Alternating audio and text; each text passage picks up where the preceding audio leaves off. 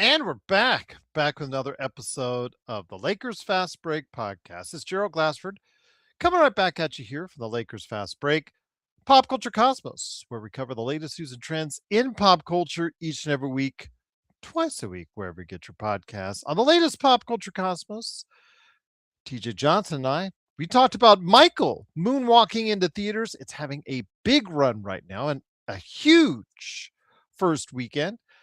We reflect both my live and his viewing of WrestleMania 42 and our thoughts from there. And also, well, we predict what will be the top 10 movies of the summer. We play Fantasy League once again. So who will win? We don't know. Josh Peterson on Monday is going to add in his top 10 movies of the summer. So go ahead and check out what we're talking about at the Pop Culture Cosmos, wherever you get your podcasts. Want to go ahead and give some love to my man Drip Show at Drip Show Shop on Instagram and Twitter. You've got Kobe and Gigi right here as far as the pillow is concerned. Kobe and Luka right behind me. And you see a little bit to my right, you'll see a goat sign as far as it goes. Didn't play like that today. Look like a tired goat in LeBron James, a little bit to the side right there. But if you want quality quality art like this, if you want quality material, if you want really good stuff in the realm of sports and pop culture, go ahead and check it out today at Drip Show Shop, wherever you get your social media. And if you like what you see or you have an idea, go ahead and reach out to at Drip Show Shop, wherever you get your social media, indeed. But also as well, good friend indeed of the show, Daniel Berry Sports Highlights. Yo, also want to go ahead and mention the Lakerholics crew at Lakerholics.com. I did speak to Michael Heinrich and Laker Tom. No, Laker Tom did not drop an F-bomb or two and storm on out like he did the previous occasion. It was actually very cordial. So go ahead and hear what they have to say today on our Lakers weekend show on the Lakerholics from Lakerholics.com. Yeah. Well, the Lakers came in to today, game 4, with a chance to sweep to get that broom out. And as was said by Jay's Plays Jays, a little bit premature. I'll just say this. My man Craig, he posted on my Lakers latest channel, the one I do for Fan Arc Network every morning. So go ahead and check it out today. It's a really good 15 to 20 minutes of me basically encapsulating what happened and what went on in the world of the Lakers each and every day. He commented on that he wanted the Lakers to go ahead and win game 3 because game 4 would be tough with it. Only 1 day off time frame before the Lakers would have to hit the court again. He thought it would be tough for LeBron to get up for game 4 and the Lakers to get up for game 4. And Craig is a soothsayer because he saw the future. The Lakers came in today and just looked washed. They looked tired. Whatever you want to say, they just looked like a team that thinks, like Jay says, like a team like they want to go ahead and win it in LA. I'm not sure they really wanted to give that extra effort because it doesn't look like they could. At various times, they look sloppy, they look tired, they look lethargic. Both ends of the floor just couldn't execute on either end, and it was a mess right from almost the get go. As the Lakers slipped behind in the first half, and it got farther and farther and farther away as the Lakers finally just did the El Foldo act in the third quarter, and it became garbage time in the fourth quarter. The only bright, shining hope for the Lakers for the entire game was DeAndre Ayton with 19 and 10, but he got ejected for a flagrant against Alperen Şengün. More ejections came later on with the Duthiero and also as well Holiday for Houston, Aaron Holiday for Houston. So, yeah, it wasn't a pretty game at all. But again, the Lakers are still up 3-1. And the NBA playoffs have never had a team that's come back from down 3-0. We could still hold on to that. But the chances of a sweep are gone with a 115-96 defeat of the Los Angeles Lakers. And want to hear your thoughts before any of the guys jump in. Truly glad to have you here. Again, I'm still considering a as far as good times for the Lakers because again, 3 games to 1 when not many people were expecting it, I think is a still a positive sign indeed. I know that everybody is feeling down right now about what happened tonight, but the Lakers are still up 3-1 heading back to the friendly confines of the crypt. So hopefully they can go ahead and get the job done indeed. But yes, absolutely looking forward to hearing your thoughts in the chat. Let me go ahead and hear what you have to say. Michael was so good. Gerald Michael was so good. So yes. Well, I'm glad because the critics are roasting this film, but it's got an A- cinema score, JSJ. So I'm glad you like it. It's pretty, what I'm gathering, a straightforward by the numbers type deal as far as biography of Michael Jackson. So if you're into that, it's cool. It won't touch on many of the controversial subjects as far as that part of his life. There are also legal reasons why they couldn't approach that. And Antoine Fuqua, who's an extremely gifted director, just go see Training Day and you'll know what I mean.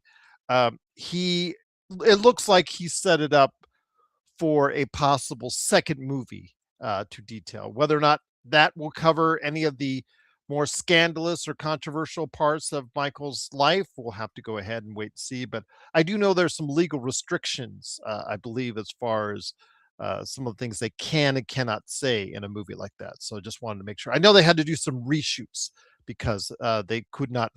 They filmed part of the controversial parts of it, but yeah, it they couldn't show it. So they had to go ahead and reshoot that to a more happier or more less I guess safer ending as far as it's concerned. What's up, Intel? Then came game 4. Yeah, he's not happy. Again, a very lethargic effort for the team. And I know Joe refuses to believe in his hard oak wood mind of his that, teams can be tired, players can be fatigued.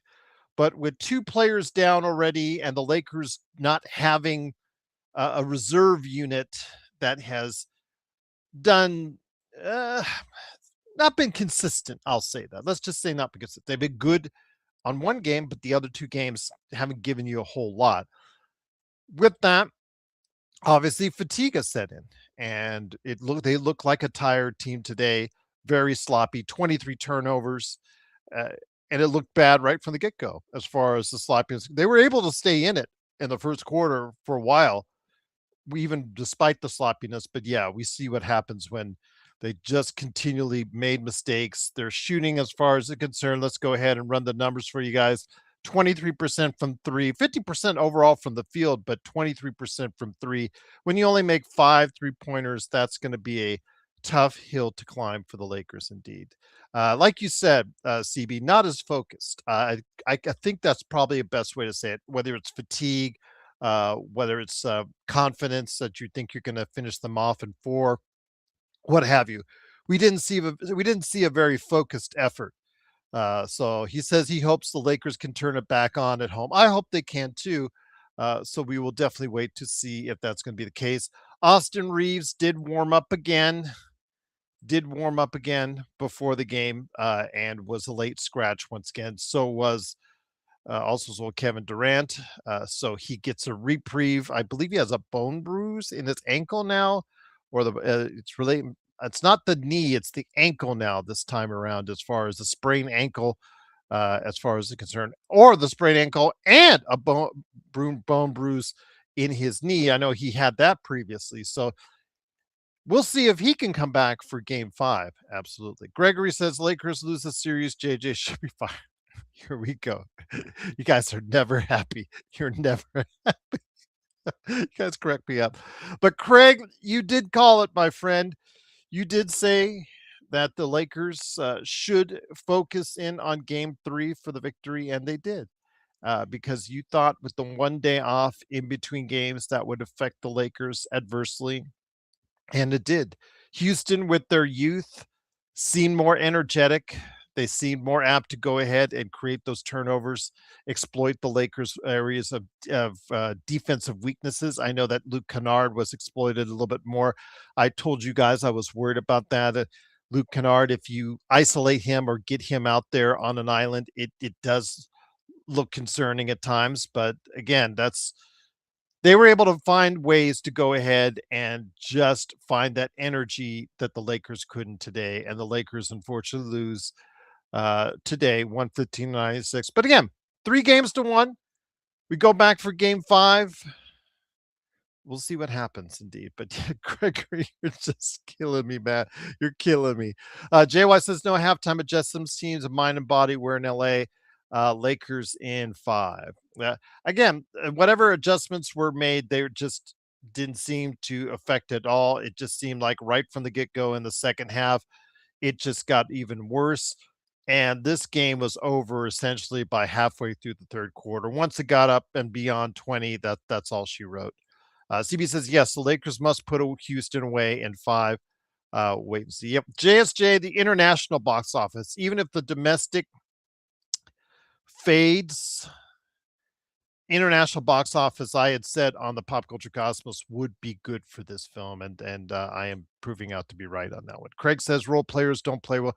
No, they don't traditionally said. And Craig, as you saw on Lakers latest, I was called out for not mentioning Luke Kennard on for game 3, even though I had went on praising him for game 1 and game 2 because he didn't shoot well in game 3. Well, game 4, like we see, it's just hard for role players to continue to play at a higher level on the road in the playoffs. Even though Luke is a veteran, it just they were more, it looked like they paid him more attention on both sides of the ball, and it just looks like that Luke could not meet up to that challenge, or the team could not find ways to free him up on both sides of the ball. Intel, appreciate the super chat as always. Houston left their starters out there to the very end despite being up big. Yes, I noticed that. And then until the very end, until when the Lakers already had their scrubs out there and Houston had their scrubs out there at the very end. But yes, I did see late in the game that Houston still had several of its starters out there until very late in the fourth quarter. Lakers were down by 26 at one time in the fourth quarter, and I still saw LeBron out there earlier in the fourth quarter, and I was not exactly pleased. But Joe would be happy about that because Joe loves to see that type of thing. So, but again, appreciate the super chat. Houston left their starters out there to the very end, and yep, despite being bad. Yes, again, this is a game where you're just going to have to chalk it up as loss, try and figure out what you need to do better, and move on from there. The Lakers have a lot to clean up as far as the turnovers concerned. 23 turnovers is atrocious, and it's inexcusable. It's absolutely sloppy play.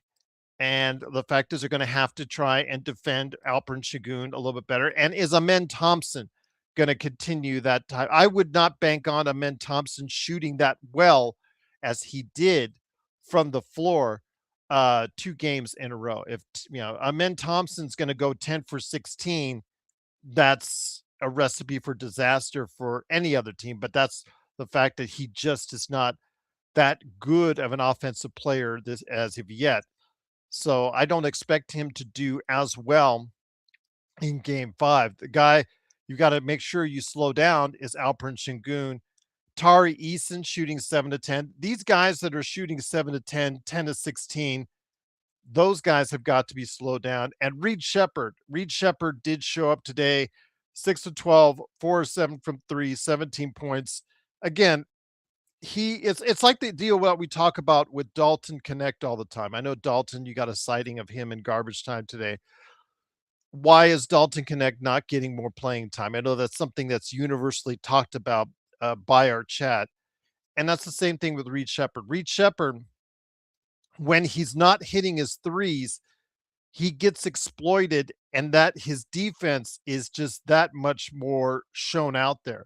But if his go ahead and make up for a lot of things on the other end of the floor.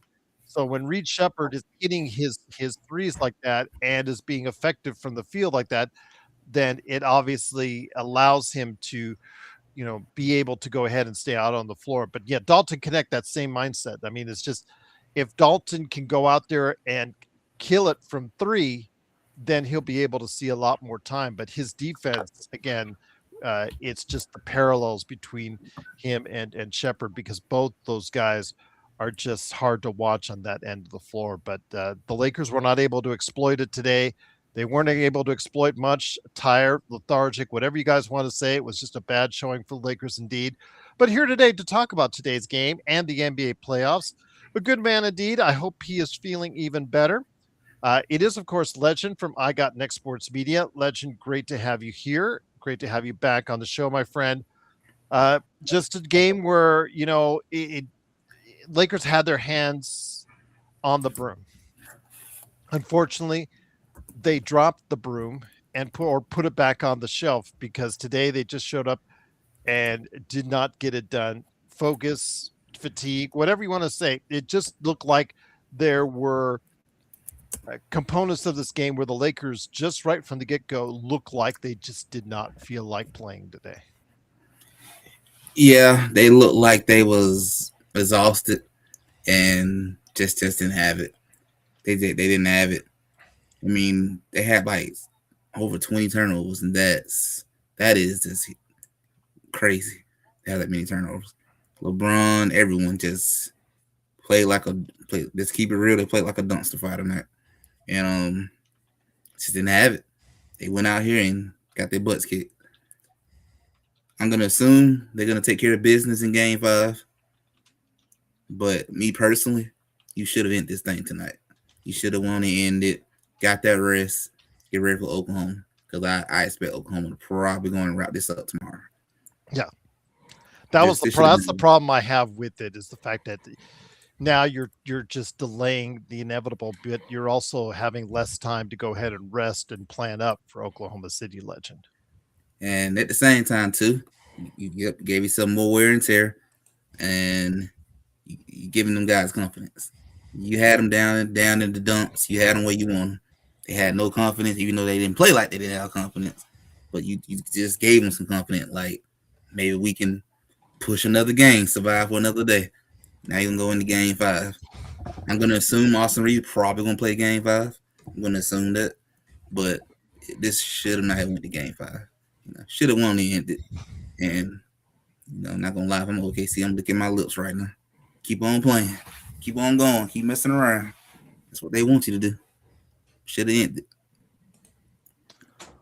Once again, it is the Lakers Fast Break. It is Legend from I Got Next Sports Media, along with me, Gerald Glassford. Thanks again for watching, listening. Lakers lose 115-96. They're still up 3-1.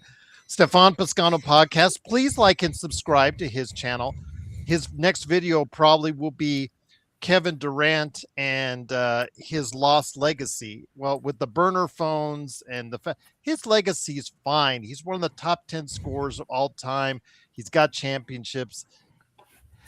You're all into legacy, Stefan. Let go of the legacies, okay?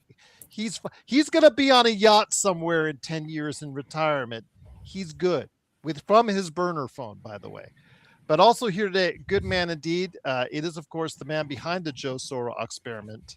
It is, of course, Joe Soro. Joe, glad to have you here. All the love, though, Stefan. Make sure, again, I told them, like and subscribe. Great to have you here, Joe. Dodgers are on a roll once again, 19-9. Roblowski, dang, that guy can pitch. That's always a great thing to see. And you're getting relief pitching once again, which is good. Trying to bring in some good stuff into here before we talk about the bad. The negative, of course, is that the Lakers came in today looking for a sweep, didn't get it done, and looked lethargic and fatigued in doing so. Very sloppy play, even sloppier than in Game 3. They were able to get away with it in Game 3, but not in Game 4. Well, the Rockets hit their shots in this game and were in every passing lane and trapped the entire game. They played a level above the Lakers tonight, and the Lakers kind of quit. They kind of quit in the second quarter, I think. And I don't know if it was because they were tired. I mean, maybe LeBron, but who else is old on this team? I think in the end, it was just Houston Houston focused and making shots. If Houston's making shots, they're difficult to play because they do play good defense and they are a young team. I don't see them. I don't see the Lakers losing 4 straight in the series. That would be mind-boggling to me. But I do think that Austin Reaves will be back for Game 5 in LA. I believe that's going to happen. Do you think they did the same thing as that they might have done in the previous game, Joe, where, okay, Kevin Durant is a scratch, so we're going to just have a scratch for Austin? Or was that, do you think that was separate from that? I think they were thinking they've got house money, and if they can close it, cool. That gives Austin another 5 days, 6 days, whatever it was between the first and second round. And then if they did lose, then, well, he's got a few days to rest and maybe get a little bit of a wind under him in Game 5, and they can close it out at home. I don't know what they were thinking, honestly. They looked like they didn't want to really play today. No, but they looked tired. They did look tired. And that's the part I don't understand. I don't understand. I said that in my. I don't understand. LeBron James is the only player in the NBA that should be tired. That's at this point, and anyone that obviously is like a Kevin Durant too. It's just I cannot understand what is going on with this mentality of. I mean, just look at what happened today in this game. You had 2 ejections for some of the softest, most disgusting plays you could watch. So you kick out DeAndre Ayton, because you felt he gave a purposeful elbow that hit Sengun in the face, that didn't draw blood, that didn't leave a bruise. And then I don't even know what the hell. Why did Adu get kicked out? Him and Holiday. This stuff is exhausting, and I'm still waiting on. I thought they were going to figure out what happened with the Minnesota-Denver thing. Are they going to do anything with that? Are they major fines? That was it. Major fines. Oh, okay. So they're choosing how they want to do this now. Mm-hmm. Mm-hmm. So you kick out a dude who didn't do anything, and then you kick out DeAndre Ayton for elbowing Sengun in the mouth that didn't draw blood, that didn't draw a bruise, that didn't take him down to the ground. It looked very. There's no consistency in anything. I don't know. I really don't know if I didn't notice things when I was a kid, but I guess as an adult, you might notice everything these days and how stupid everything is. It's just dumb. It's a dumb. People are fucking dumb everywhere. It's like nonstop fucking stupidity, and it doesn't matter. Social media, like it's everywhere. You can't watch a basketball game. You can't see some guy trying to make a play without getting kicked out now, or defending himself. Oh, they're not going to fight. Of course they're not going to fight, because they'll get suspended. They'll get kicked out and they'll get fined like $30,000. Of course no one's going to fight.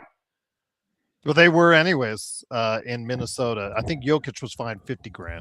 Just to give you an idea. $50,000 for 50,000. I don't give a shit how rich he is. $50,000 for defending his team.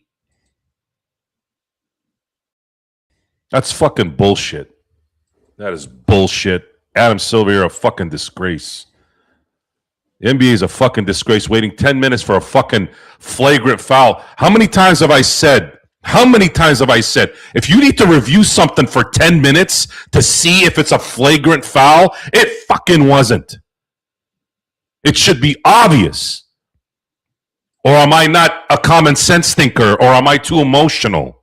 You know, it's interesting how people interpret crying being intense. That's one of the things I always cracked up on. I'm like, wait a minute. Hold on a second. Who's crying here? I'm defending what I'm saying. And you're not listening. Therefore, the volume goes up. That happens with anybody around me, by the way. Because when the volume goes up, people start to pay attention a little bit more. That's why you do that. But it's a what do you want these guys to do? What do you want them to do? Well, I don't really understand why you have to fine people for defending themselves, for defending their team. I see that a lot in football when someone would hit somebody really hard, let's say a quarterback, and their offensive lineman comes in and tries to protect their player. When did this start happening? When did this become a problem in sports? It was already a shitty night. Last thing I needed to see is more stupidity coming from every angle of everything. I mean, the amount of stupidity on just online. You were talking about the Dodgers. Sit here, listen, reading stuff from my friend's stuff. I'm not even reading I don't get on there. These people are talking about the Cubs. They win one game because of a fluke drop by Andy Pages. He catches that ball on Friday. Your dumbasses get swept. Oh, see the Dodgers. And then as soon as the Dodgers win, they whoop the shit out of them 2 straight games. Oh, yeah, that's because they bought their titles. What, they didn't buy their titles on Friday either? What, they just turned everything in on Friday night, and then they came back Saturday and Sunday. See, that's what I'm talking about right there. The two-faced hypocrite fucks. That stuff. And this stuff in the NBA and all this nonsense is just it adds to the irritation on when are you going to let things happen that matter? Emotion, accidents, incidental contact. I guarantee you if that was, I don't know how many times I've seen an elbow go to somebody's noggin. Why did they decide to kick him out now? It wasn't even extended. It was nothing happened to him. He didn't fall even. How would that warrant an ejection? How? You essentially cut any chance of the Lakers winning that game when you eliminated Ayton. Even though they might have not won anyways, you guaranteed they weren't going to win. And I'm not going to say it was a fucking fix. Fuck that too. Okay? What is it? What constituted an ejection from that play? What? Why? Why tonight? The one game DeAndre Ayton was playing well in, you kick him out of him. The only chance we probably had of maybe coming back was him in there. Consistency, hypocrisy are so exclusive these days. It's just you're just constantly you saw what happened yesterday, which I'm just using it as an example. The amount of idiocy, the amount of fucking garbage. I'm not talking about criminals either, guys. I'm not talking about anyone that's not on the right side, whatever that side is. It's everyday morons, everyday idiots, like stupid refs, stupid commissioners of leagues, stupid morons that say everything is fake, the moon landing is fake, the earth isn't round. Like, after a while, this all starts to build and build and build and build. And this is the result. Little things like this will start bothering you because of how stupid people are. You can't let Jokic, the guy that should have won 5 straight MVPs, you can't let him go defend his team. You're going to fine him $50,000 because that fucking idiot broke an unwritten rule.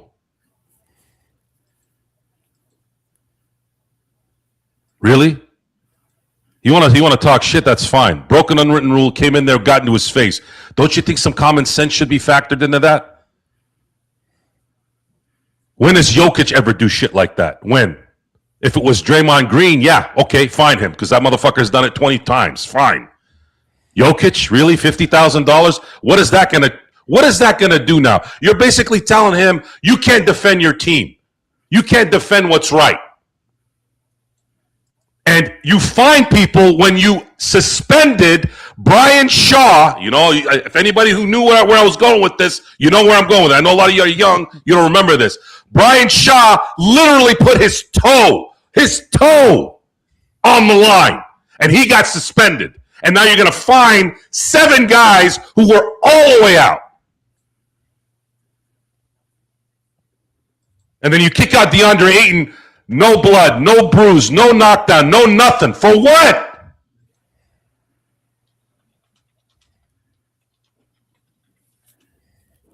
It's exhausting. It's exhausting because what sucks is you want to support your team. You want to enjoy something that doesn't mean anything. Okay, this is what it's about, guys. Not everything in life has to mean something. I've had this discussion with my friends so many times. Oh, why do you even care about those prima donnas and care about this, whatever, and blah, blah, blah. What do you care about? What do you care about? What? You just go to work, jerk off at home, and go to sleep all day? Like, that's your routine every day. And then bitch about your fucking life. Is that what you want me to do? How about enjoy competition? Enjoy something that's unique. There's only 450 fucking NBA players on the planet. This is a very unique thing.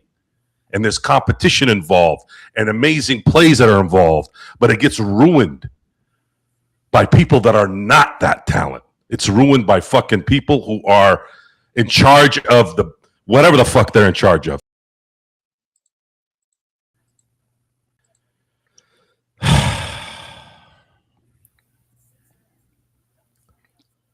Once again, I don't know if anybody heard what the fuck I said just now. So they did. So you said that's not that talented. I think that's the last word you had. It's exhausting when those who don't have the talent are in charge. Those who are not, in my view, qualified to fucking manage a fucking lemonade stand at the corner over here. Seriously, it's exhausting.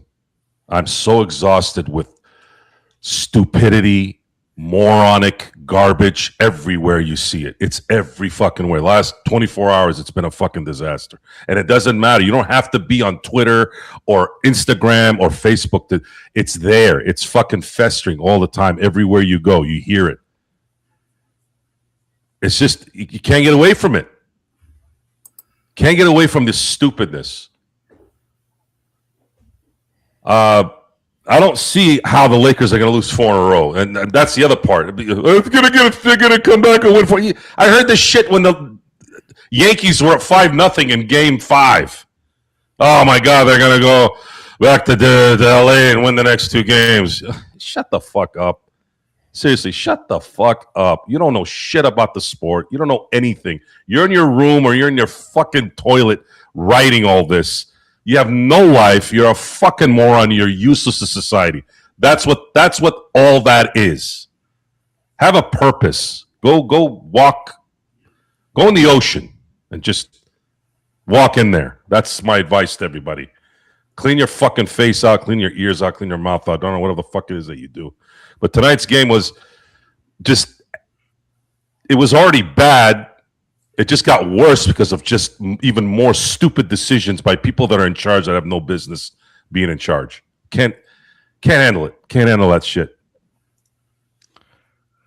Once again, the Lakers lose 115-96. Let me bring back Legend. Legend, I know that you cannot stay long tonight, but I'm wishing you a very good week in regards to what's going on with you, my friend. I'm hoping it goes well.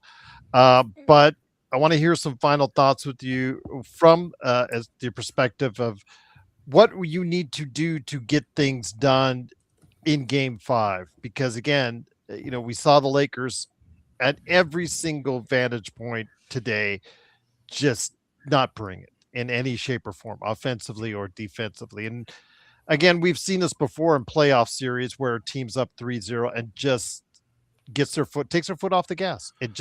There's a complacency, maybe in the case of what we saw with LeBron, fatigue, what have you. It just where the Lakers decided to take a game off. And I hope that mentality doesn't stay there because, again, time is of the essence. And the sooner you finish off this series, the better for the Los Angeles Lakers with what's up ahead with Oklahoma City. For Game 5, what they need to do is stop turning the damn ball over. Probably the number one thing. The turnovers are ridiculous. I mean, that's one thing I will say about this team. They've been doing that all season long. But tonight, that was just horrendous. You got to stop turning the ball over. Secondly, you need the role players to make some jump shots too. Everyone was pretty much having a bad night other than DA. DA pretty much played a pretty good game. Those are my two main things. Start turning the ball over, make some shots. You do those two things, you probably close this out on Wednesday. I think this series will probably end in game 5. It should. I would be really stunned if it go past that. I'll be completely stunned. But this should end in 5 if they correct those two things. But the other thing I would bring up is too, before you go into that OKC series, if you do that, that series will be over in about 4. You're gonna be getting swept like the Suns about to do. That's what's gonna happen. You gotta clean that up. That is easy. That's like fried chicken to them OKC Thunder. That's all they want. You do exactly what they want. You ain't gotta do nothing. SJ will be sitting in the fourth quarter. You gotta clean them two things up. Clean that up. That's unacceptable. That is way unacceptable. Like Joe said too. LeBron, I can understand him being tired. He up in the age. But the others, nah, you too young, bro. You shouldn't be tired. You are way too young. That's bullshit. You just played terrible. Wanted to go ahead and mention the super chats because Pinty, I know you're going to get Pinty on me if we don't mention the super chats. I know that you go to Lakers Nation and other places and they don't answer the super chats, but I will make sure that your super chats are heard from. But I first want to go ahead and give a thank you to Craig for dishing out the happy poop. Yes, YouTube does something now with happy poop. So I appreciate you contributing that, and also as well El Rosto for being a 14th member for the 14th straight month. Truly appreciate it. He said Lakers in 8. I also want to give a big shout out to, of course, Intel Wild, who said Legend is the GOAT, and that the Lakers would get killed by OKC. I'm not going to fight you on that one, Legend. I got to see it to believe it. I'm hoping the impossible when it comes to Lakers OKC. So we'll see what happens. But everybody I've said it has to be the big 3 has to be on point, and the role players have to contribute. It has to be a perfect series for the Lakers in order to beat OKC, and I will see if that happens. So once they meet up, hopefully as early as a finish off game 5 for the Lakers. But I do want to mention Pinty's comments and super chats. The flagrant 2 on Ayton was a joke. No one is disagreeing with you that here. That was a very weak call for a flagrant 2. If you just want to say a foul, absolutely. But do it to that extent where you're kicking out the only player that is having any kind of success on the other end for the Lakers, I thought that was absolutely ridiculous. And that you said for Pinty, for your other super chat, for me, not even flagrant 1, normal defense. It was just, to me, it just looked like a foul. It just looked like a foul. And there you go. But Legend, before we get it back to Joe, again, I'm wishing you all the best this week, my friend. Let me know when you are available for an NBA observations. As always, I know we got much to discuss when you do, but what you got cooking for I Got Next Sports Media if everything goes well? I'm definitely gonna talk about the NFL draft recap on that. Talk a little bit more about the playoffs. Talk about how it's looking like the Spurs are probably gonna get to the Western Conference Finals with everything that happened with the T-Wolves and Denver at this point. And probably going to talk about some of the WNBA games that have happened this weekend with the Caitlin Clark performance and Flau'jae Johnson with Seattle. And we're going to talk about a little bit about the matchups and then talk about my dream that's getting ready to play.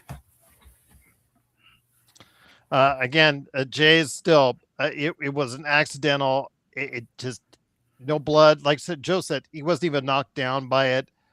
I think, again, you don't kick players out in a playoff game unless it's something that's egregious, and this was not egregious. I just maybe a flagrant 1, but not to the point where you're giving them flagrant 2. But yes, please support Legend at I Got Next Sports Media. It is truly appreciated as always, my friend.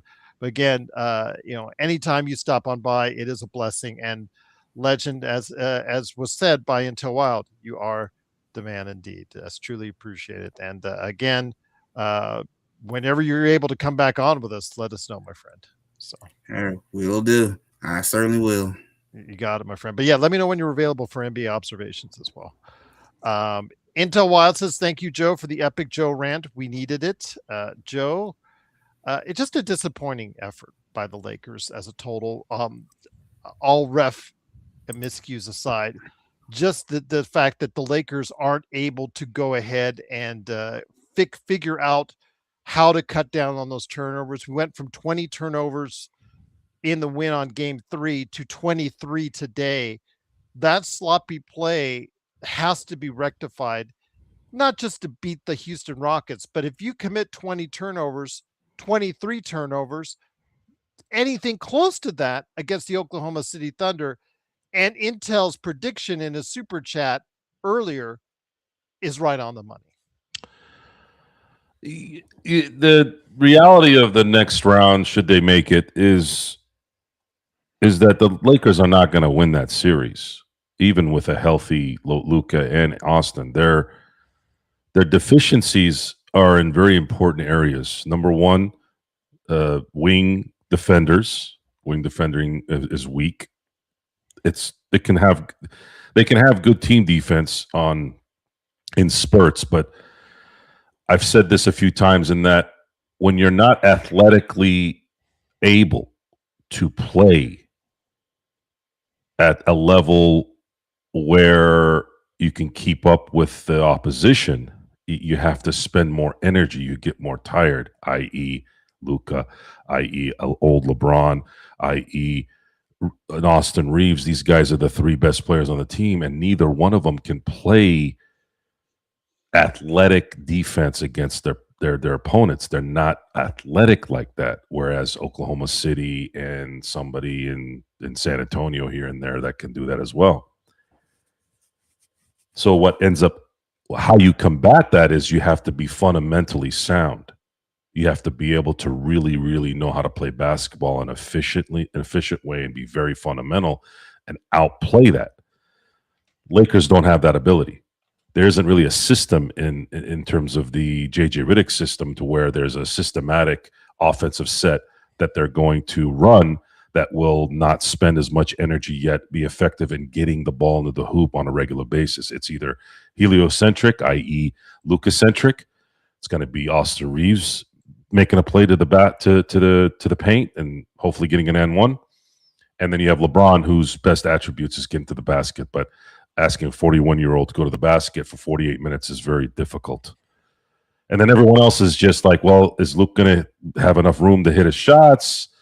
Why do they keep passing the ball to Vanderbilt on the corner 3? Is Marcus Smart going to be able to hit today? He's been pretty good in this series, but you don't know if there's a Jalen Williams or Lou Dort type that's standing in front of Marcus Smart. That's going to make those shots much more difficult. He'll bring the energy. He'll get those 50-50 things, but will he have time to shoot and have less obstruction when he shoots? That's where that becomes a problem. The Lakers are not built to be a championship team at the moment. There could be a chance, but there would have to be a lot of weird things that happen, i.e. injuries, another team really, really playing down on the competition, which I just don't see Oklahoma City being that team should the Lakers go into the next round. This needs to be I think they're a year ahead of where I thought they would be. The fact that they played so well the last 3 months, the fact that they have beaten Houston without their main guys and their main guy being in and out, it says a lot. It says a lot that they do have the resolve and they are playing hard to win. Tonight was I've seen these kind of games from the greatest teams. Shaq and Kobe got destroyed by 33 against Indiana in Game 5 in the 2000 finals. Kobe's 09 team kept getting blown out by the same team in the 09 semifinals. For some weird reason, for 2 games in Houston, they couldn't keep up. They got blown out both in game 6 and game 4? Game 4 and game 6. They lost the first game when Yao was still playing. Eventually, Yao ended up having to bounce from injury.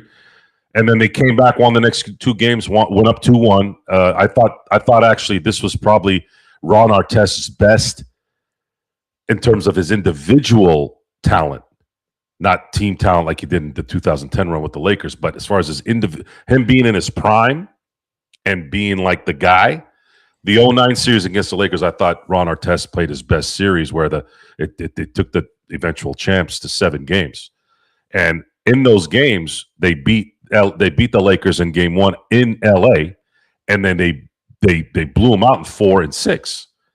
Now, the Lakers blew them out in 5 and 7, but the point is, this happens, and it happens with the Kobe Bryants on the team, and it's happened with the Shaq on the team. So don't feel like, oh my God, this is some unique thing where a team goes into a desperate team, a team that needs to stay alive, and all of a sudden not play well. That happens, and it happened. Heck, even Jordan had a couple of games there where he could have closed out a team at home, and they lost. And he had to go to Utah. He had to go to Phoenix to close them out there. It's basketball, dude. We're prisoners of the moment. We think everything that happened today has never happened before. You forget that this shit happens with the greatest playing, with anybody playing. I am not nervous at all about them losing this series. I just do not in any way feel that they're going to lose this series, even if they somehow lost game 5 at home. I just don't see it. I don't see Houston winning 4 in a row. I don't see it. So I see them beating Houston here eventually, and then they're going to have to deal with Oklahoma City, and we're going to find out if there's a chance there. If Luka's not there game 1, it's over. It's over. If I'm hearing what I'm hearing around the campfire right now, that he might be back for game 3 of Oklahoma City, he will be back for game 3. The Lakers will be down 0-2, and they will run the Lakers out of the building in LA in game 3 and make it a 3-0 series. Luka has to come back for game 1 against Oklahoma City, and that might not be enough either, but at least it's a shot. And the Lakers would meet a crazy injury by Oklahoma City, somebody significant like a Chet Holmgren or even a SGA, for them to have any shot at winning the series. And that is with Williams on a week-to-week basis. And they've gotten used to playing without Williams. And as a matter of fact, I think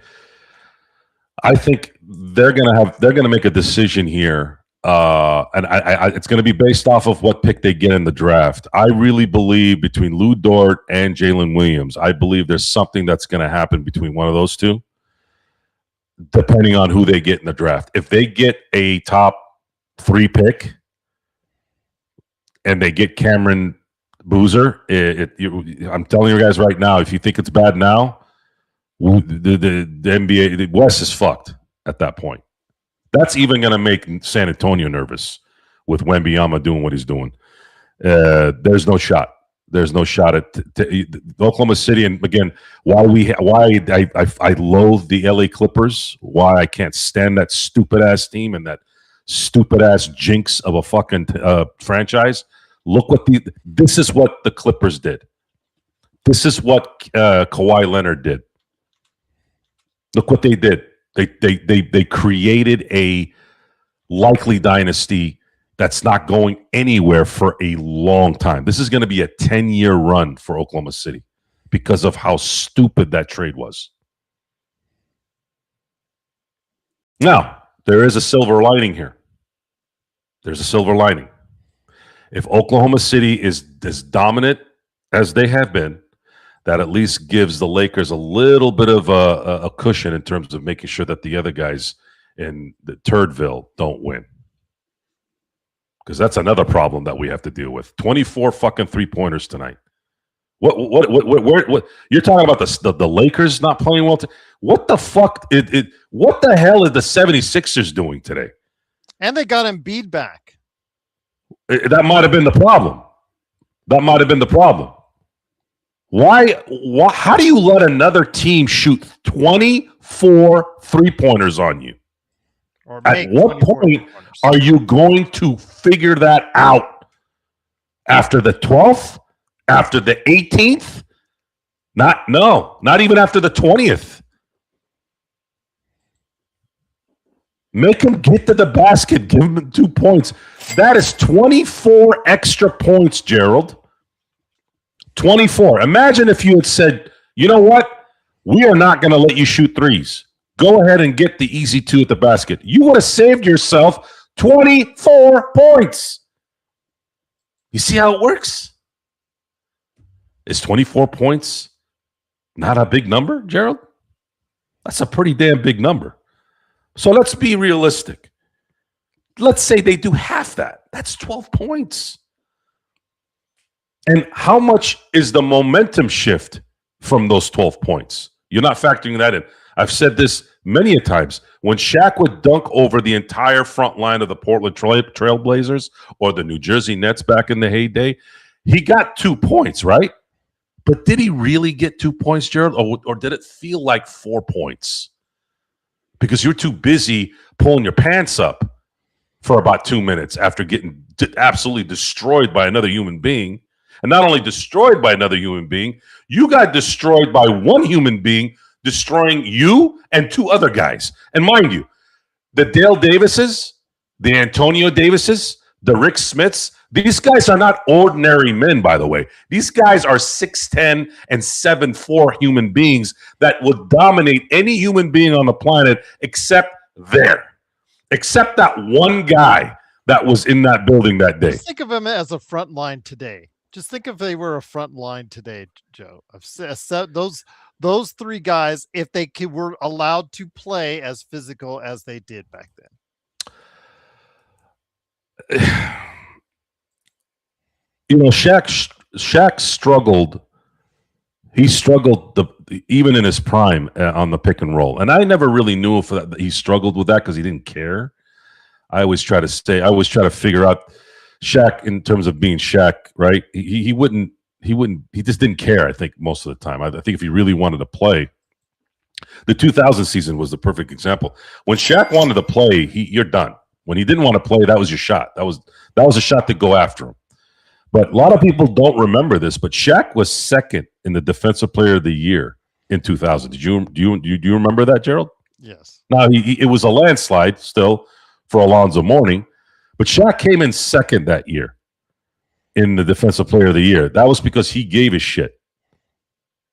And he barely missed winning the rebounding title. I think he was third in blocks. So, and he almost had 4 assists a game, and at that time, that was a lot. That was a lot of assists from a big guy, right? Desire, momentum, 2 points. Again, momentum and psyche play a huge part in winning winning games in any sport. And to me, you allow a team to hit 24 3-pointers. To me, you show me that you have no desire to win. Tonight, the Lakers looked like they had. Tonight, the Lakers looked like they wanted to not have any business playing tonight. And that's a pretty surprising mentality. Even with all the stuff I mentioned with this has happened to other great teams and all that, it's still a mystery. Like, how does that happen? Is it the desperation of Houston overwhelming? Because it's the immovable object versus the immovable force versus irresistible force. The irresistible force versus the immovable object, right? Yeah. So at some point, someone's going to win. Well, tonight, what ultimately won it for Houston was I saw it with my own eyes. I said they made their shots tonight. That's really what beat the Lakers. The turnovers and the defense. Houston was already doing that the first 3 games. Lakers had, I think, 21 Didn't they have like 23 turnovers in the last game? Lakers had 20 turnovers in the last game, 24 today. There's a mystery turnover that the box score doesn't tell you, but when you look at the team stats, they have an extra turnover. So even the team stats on ESPN gives the Lakers an extra turnover. That's how bad it is, guys. That's how bad it is. Yes. Yeah, it's so yeah, they were just as bad with turnovers, except the difference tonight was Houston kept making their shots. Yeah, Tari Eason and Amen Thompson were hot tonight, and they didn't solve them at all. Reed Shepherd hit his shots, and that's where it started. By the way, when he started hitting his shots, that's when they kind of went downhill. And you got to exploit him because he's terrible on defense. He is Dalton Connect. He is their Dalton Connect on defense as far as it's concerned. I know. Speaking of which, Nick T says, seems like when the Lakers wear that white and purple jersey, they always lose by double digits. And my gosh, JJ can't give Connect 10 minutes at least. Well, for some offense today, they could have used him, but he's got to hit his shots because you saw defensively, if he can't even guard Amen Thompson like he couldn't or late in the game today, it just shows you he cannot. He's like Reed Shepard. Reed Shepard stays out there though because he can handle the ball a little. He can also go ahead and hit shots from deep consistently. If Connect cannot hit his shots, he cannot be out there on the floor because he's that bad defensively. It's just that simple, Nick. It's just that equation. JJ has no faith in that, and has no faith. But today, they could have used him, Joe. They could have used anything to come off that bench and give them a lifeline today.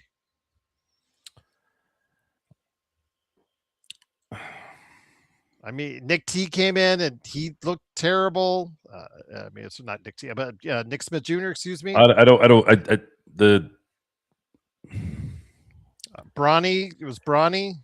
If Bronny's playing, if Jared Vanderbilt is playing a lot and taking those corner threes, you're deficient already from the bench. Those guys can't be playing in a game like this. Laravia has been awful the entire series. Laravia has been awful. He's been the defensive 50-50 guy, which is fine in 5-6 minute spurts, but this team is lacking talent, legitimate talent that you could say, oh, okay, so and so's coming in from the bench. Let's do a little more running in this case. These guys are scrapping as much as they can. And Houston's doing the same thing. Houston has the same problem. The only thing is they don't have Luka and Reaves. Amen Thompson is a talent, but he's not an offensive talent. He's a one-way player at the moment who can sort of score every now and then. That's why I think him doing it 2 games in a row, especially in LA, I find that hard to believe. Yeah. And the Houston should have won game 3, obviously. This should be a 2-2 series right now. So they're punching themselves in the face because they're like, man, we probably lost the series because of game 3. Otherwise, would not have been a surprise for me. I think I might have even talked about this, maybe not on LFB, but something else. I said, Lakers have to win the first 2 games to have a chance at winning the series at the beginning of the series. They did that. But I also said, if Houston wins the next 2 games, I also see them winning 4 in a row. I could see that because the Lakers have scrappy players who have kind of played above their heads, but that could quickly dissipate with a little bit of momentum from the opposition. But a 3-0 lead, you get your ass kicked in game 4 on the road, that's not really too surprising.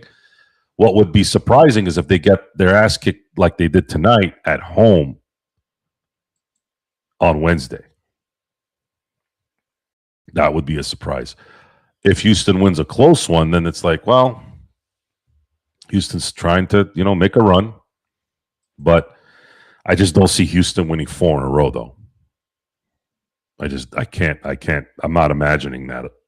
I'm not fearing that in any way. Similar to how the World Series went in 2024. It was comical. It was comical. And I had so many discussions about that, and we'll never know. But I go, did you guys not know that Yamamoto was pitching game 6? Even if the Yankees had won game 5, they were going to have to face Yamamoto. Yamamoto was going to close them out anyways in LA. A lot of Dodger fans were excited about game 6, actually.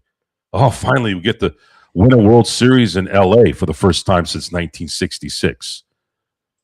My dad was 10 years old when they won their last championship in LA.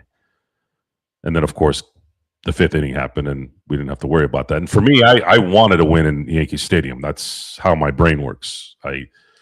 My first Dodger-Yankee World Series in my lifetime where I can understand what's going on, because obviously in 1981 I was 3 years old, but I wasn't watching the Dodgers at that time, too young. But in watching Yankee fans, and I have good friends that are Yankee fans, by the way. I love them to death. But I keep picturing one of their popular bars when Ohtani popped his shoulder and how everyone was cheering. And by them doing what they did in the 5th inning and then eventually winning in the end there, of course, striking out Alex Verdugo, who called the 2020 championship a fluke.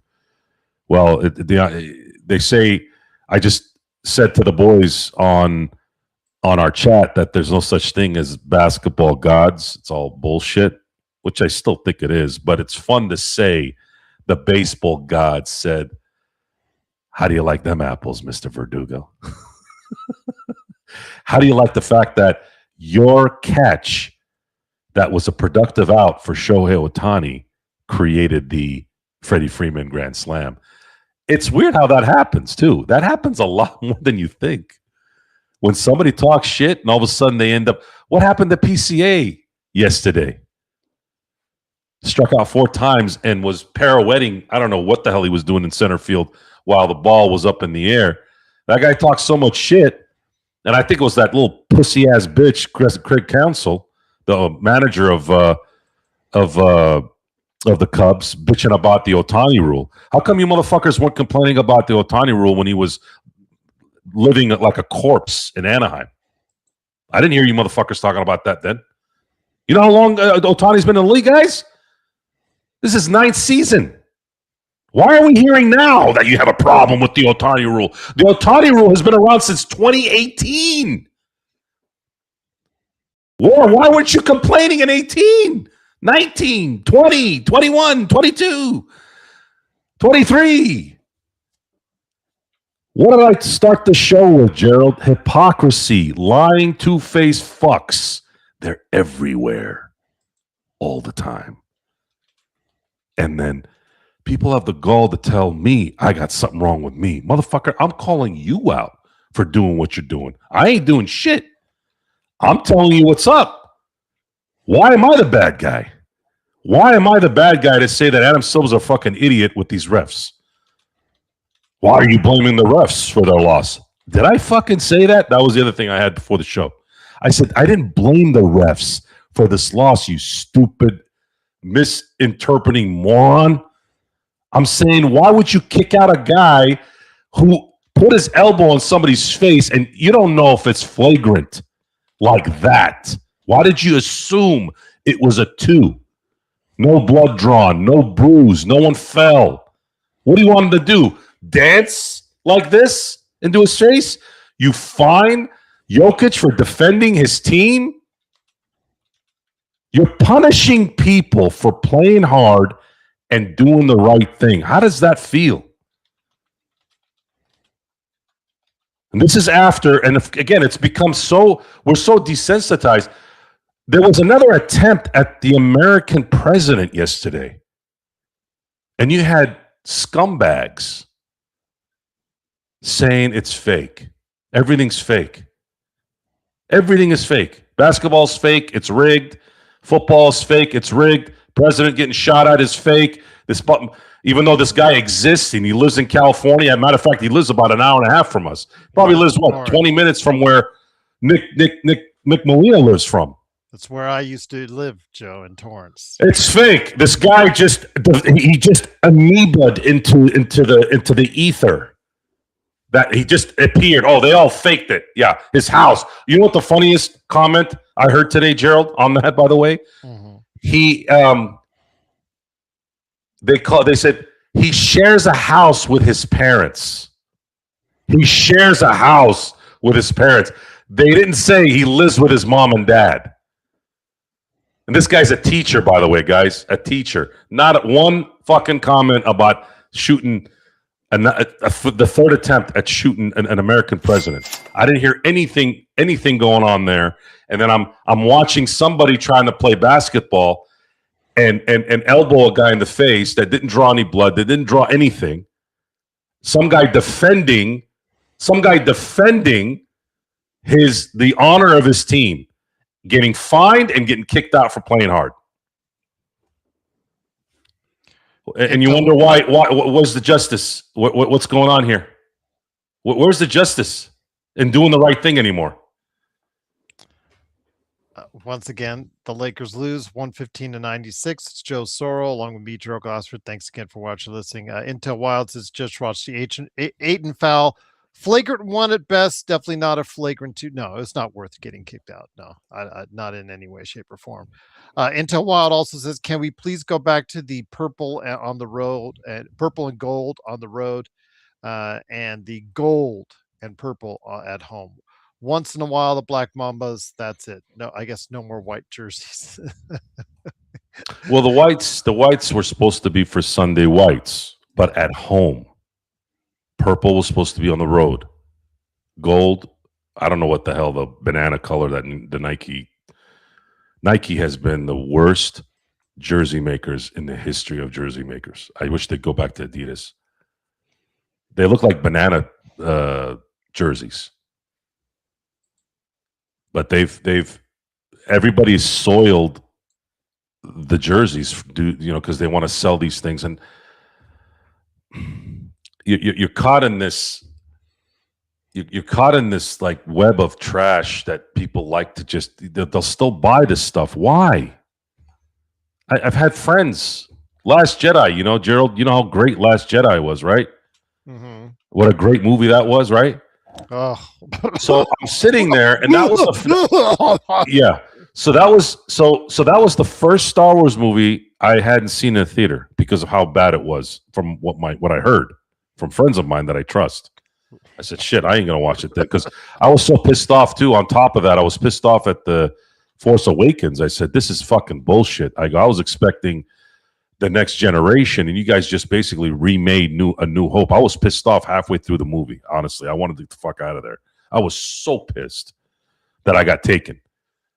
So I didn't watch Last Jedi in the theater because that's what the fuck you do when you know you don't like something. You know what my friend did who hated the movie, by the way, Gerald? What's that? He went to it 8 times. 8! I go, 8? What do you mean 8? You actually paid money to go into the theater 8 times? Yeah. I go, you stupid fuck. Are you that dumb? Do I really have to explain this? You paid 8 times to watch a movie you hate. What were you hoping for? Alex Guinness coming back from the dead to out of nowhere? Like, what the hell were you thinking? They're going to keep making these movies if you go there 8 times. How many schmucks like you did this? Probably a lot. Yeah. They're going to keep making this shitty film, dude.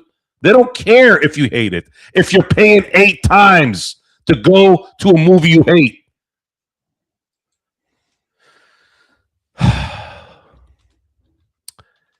See, this is the part, guys, where beyond this, everything else is good. This is where you have to then when you run into these things that you can't control, you got to go into the stuff that you can't control. Make sure you have your own. Make sure you call your shots at work. Make sure you have a good relationship with people in and around that world so that you have a good network. No matter how belligerent I sound, I still have good people around me because this isn't how I speak to people. This is a reaction to something that's stupid. And when you surround yourself around people that are not stupid, I'm saying, people, we all do stupid things. Obviously, I'm a human being. We all do it. There's a like a little bit of a leeway, right? But if it's continuous, then it's a different story. But being around morons is, in my view, the biggest detriment to human progress, because the stress destroys your body. That's why people drink. They start vaping. I'm saying vaping now because no one smokes anymore.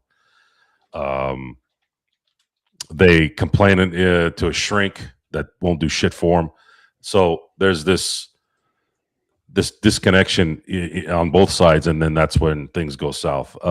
In my case, again, I after I'm done shellacking, I everything else is good.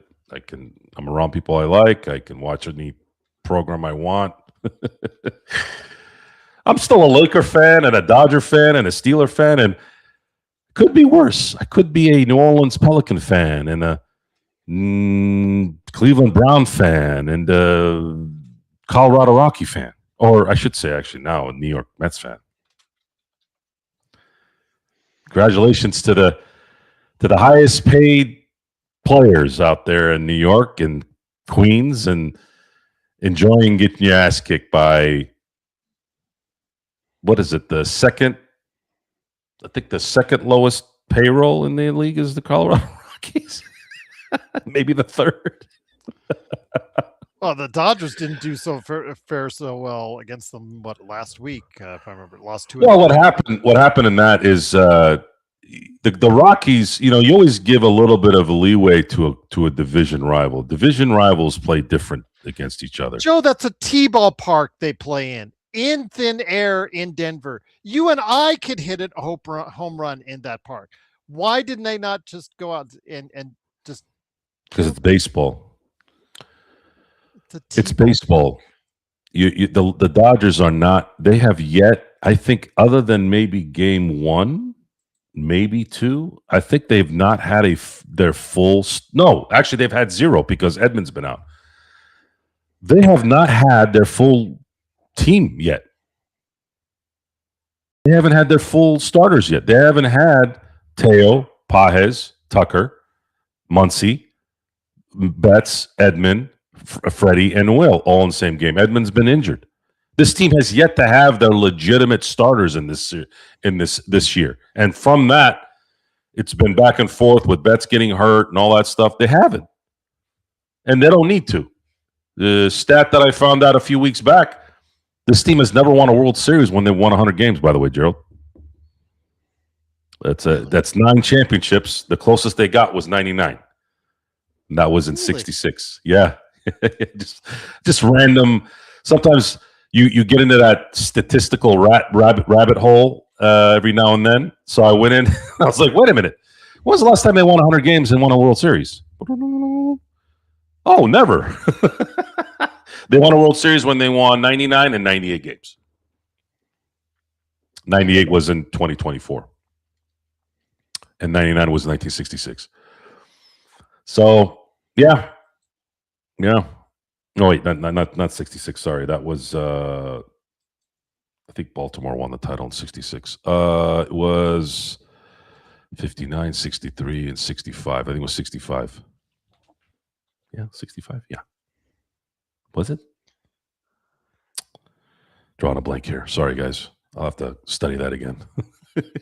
Once again, it is the Lakers, unfortunately, losing today, following, and again, but they still lead 3-1. Wednesday is the next game on the slate for the Los Angeles Lakers. They will get 2 days off. I see a more energetic, focused team for the Lakers, and I don't see Tari Eason and Amen Thompson being able to shoot that well.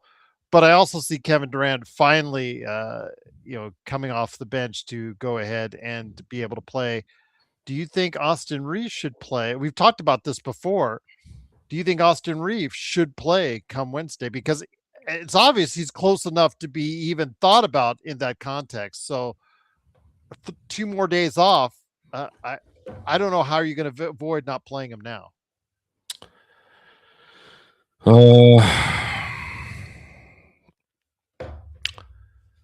I'd like to have him play Wednesday to get himself a little bit of stamina back, and maybe they can win. That's what I'm hoping for. And their system isn't really a system. It's they plug and play and let him do his thing. It's just a matter of him getting a little bit of rhythm. There's been plenty of times where guys have been out for a while and have a really good game coming out the gate. If he's that guy that can add a little bit more firing power, drop 20 points or so, that could likely be enough for them to go to win the game. And that's something that I would be in shock if he's not playing on Wednesday. He got close today, so I don't see how he's not playing Wednesday. And if you watch the end of the game, Joe, and you see Marcus Smart and the entire Lakers bench as the game ended, going at verbally the refs and the Rockets, it might be something that lights the fire under them that will piss them off enough so that they can remember to use that as motivation to finish them off in Game 5, Joe. Yeah, Houston's just. I don't know. It's not an exciting team to bury. I thought it was pretty funny, actually. There was some mistakes that Houston was making, and I saw that one where Reed, I think it was Reed Shepard, fumbled the ball after, I think it was Marcus Smart fumbling the ball, and then Reed Shepard fumbled the ball, and then it went right into DeAndre Ayton's hand, and he dunked it. And the camera went to Ime Udoka. He just did one of these where he just started walking to the bench. You know, I mean, first of all, Ime Udoka didn't forget how to coach this year. But if you watch the games and you obviously know coaches after a while, Ime's been trying to get – it's not always the coach, guys. It's not always the coach. Oh, but you don't understand. I went on a lot of boards for Houston Rockets since that. They are really on Ime Udoka. And that's the sad part, because what do you want him to do? I've watched 3 games besides tonight's game. What is Ime telling Sengun to miss a 2-footer? The plays are working. They're not making shit. There's a difference.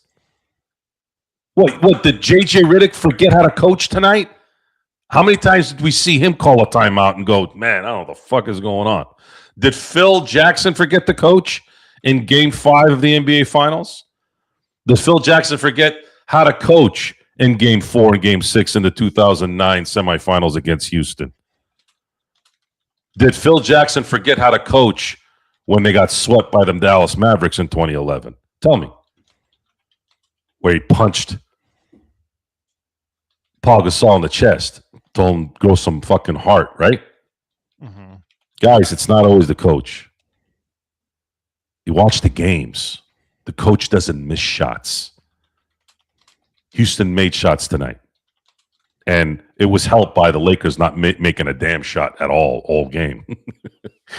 So Houston, it's not a Houston thing.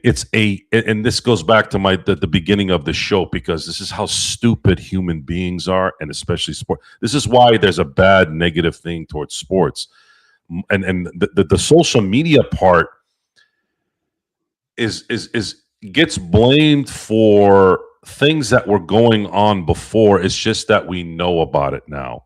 You have no idea how stupid the regular dude. Tommy Lee Jones said it best in Men in Black. He goes, "The person is smart, but people are crazy, lunatic, more just nuts."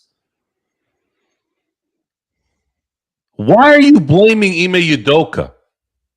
Because Houston can't make a shot. I've watched these games. They didn't make shots till tonight. The first 3 games, they couldn't make shit. What do you want them to do?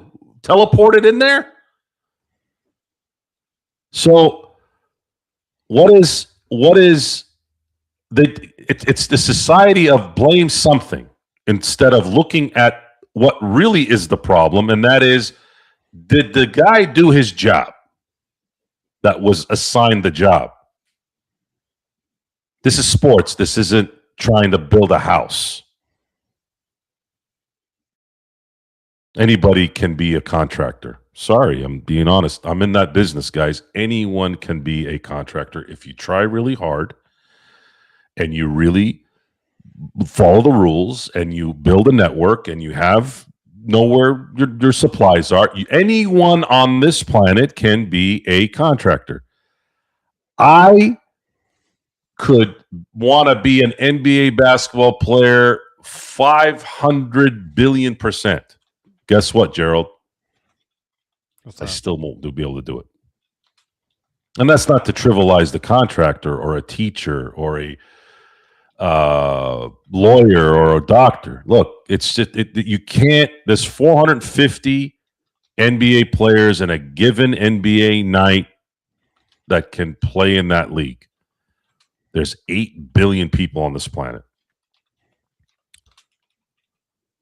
Well, Darwin's a different situation, Jay. I'm not saying just because in this instance it wasn't the coach. Yeah, sometimes it is the coach too. When you have a coach that says, fans take regular seasons too serious when you haven't won dick, and the fact that you're in a conference where one game can dictate whether you have home court or not. That's a stupid comment. I don't remember JJ Redick saying something stupid like that during the season. He said other stupid things that we've harped on him for, like plumbers and shit. I mean, Jerry West would have. I'm pretty sure that Jerry West would have flipped his ass inside out even back then, but we'll never know. And then what happens is that festered into calling people in the '90s plumbers, which cracked me up. That's another reason why people are stupid. You're telling me, Gerald, that guys like Hakeem Olajuwon, David Robinson, Michael Jordan, Scottie Pippen, Charles Barkley are plumbers in the NBA? Come on, dude. The amount of stupidity from what have you done for me lately crowd is it never ends.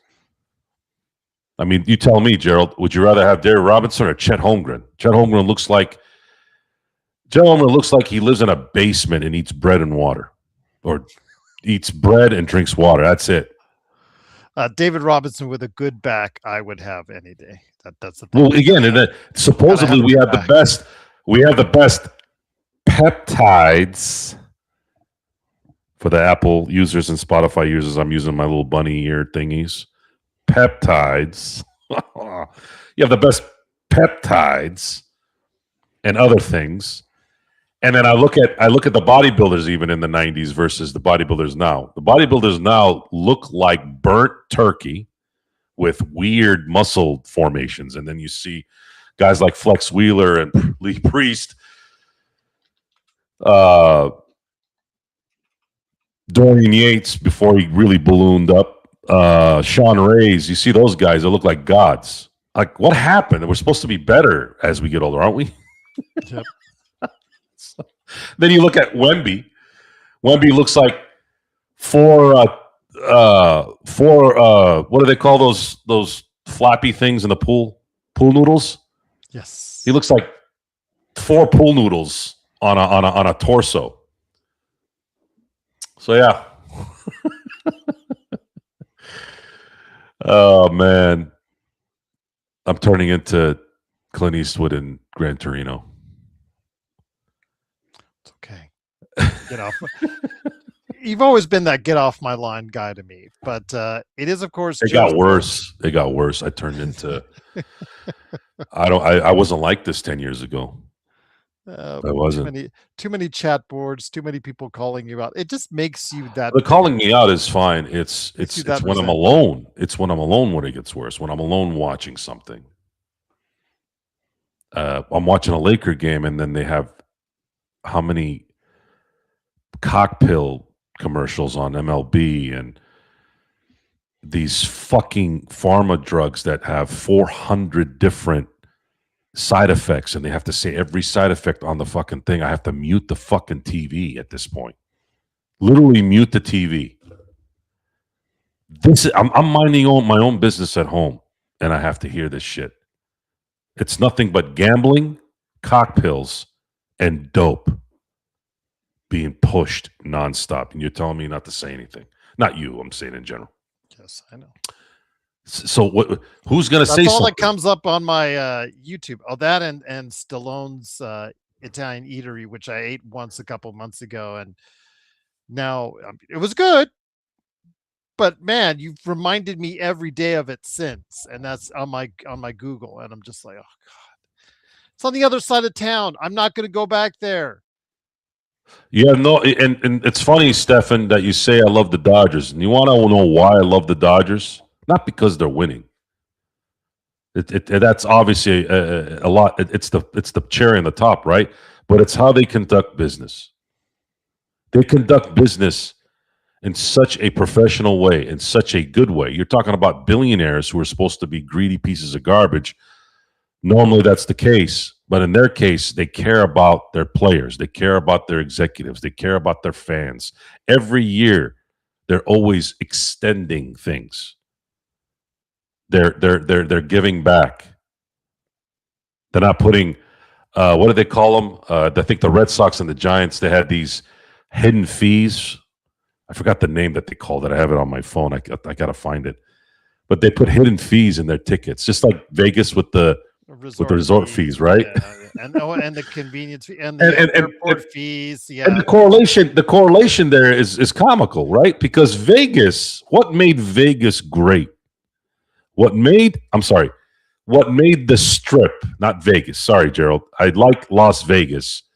I'm talking about the Strip. There's a big difference. That's fair. I want to clear that up. I don't. You like a Paradise. The issue is Paradise, Nevada. Actually, to me. I don't dislike Vegas. I dislike the people running the Strip. So you have this. You're here to enjoy your little getaway. That's what Vegas was. That's what Disneyland was. That's what these places were. They were a getaway, a quick getaway without having to go crazy. And you kind of had everything there. You had gambling, a little bit of your guilty pleasure with gambling. Maybe you might win some money and feel good about the trip even more. Great. I got that, even though I didn't gamble. Then you have shows and then certain sporting events and the lights and the atmosphere. Great. It's a central area for everybody to go and have fun. And then what you do is you end up taking away that joy because the moment you get there, you turned it into what you are what the stuff you see at home. I got to park and pay for parking. I got to go walk and get over here and I have to deal with this. And then I got to go over here and then I got to pay for this. And Vegas used to say, forget about all that. Get over here. We got your parking. We got a cheap hotel room for you, a resort fee, whatever. I mean, a resort hotel, whatever. Go spend your money on the gambling. We'll take care of everything else. Enjoy yourself. Here's a couple comps to a couple shows. The reason why those comps were good is because they know you're going to buy drinks. They know you're going to buy food. That's what they want you there for. Now, by the way, we're going to charge you triple for those things. And you got to pay for parking before you even scratch your ass into the place. By the time you walk to the front desk to check out, you got to pay another fee. You got to go to a box and pay there because you don't take cash.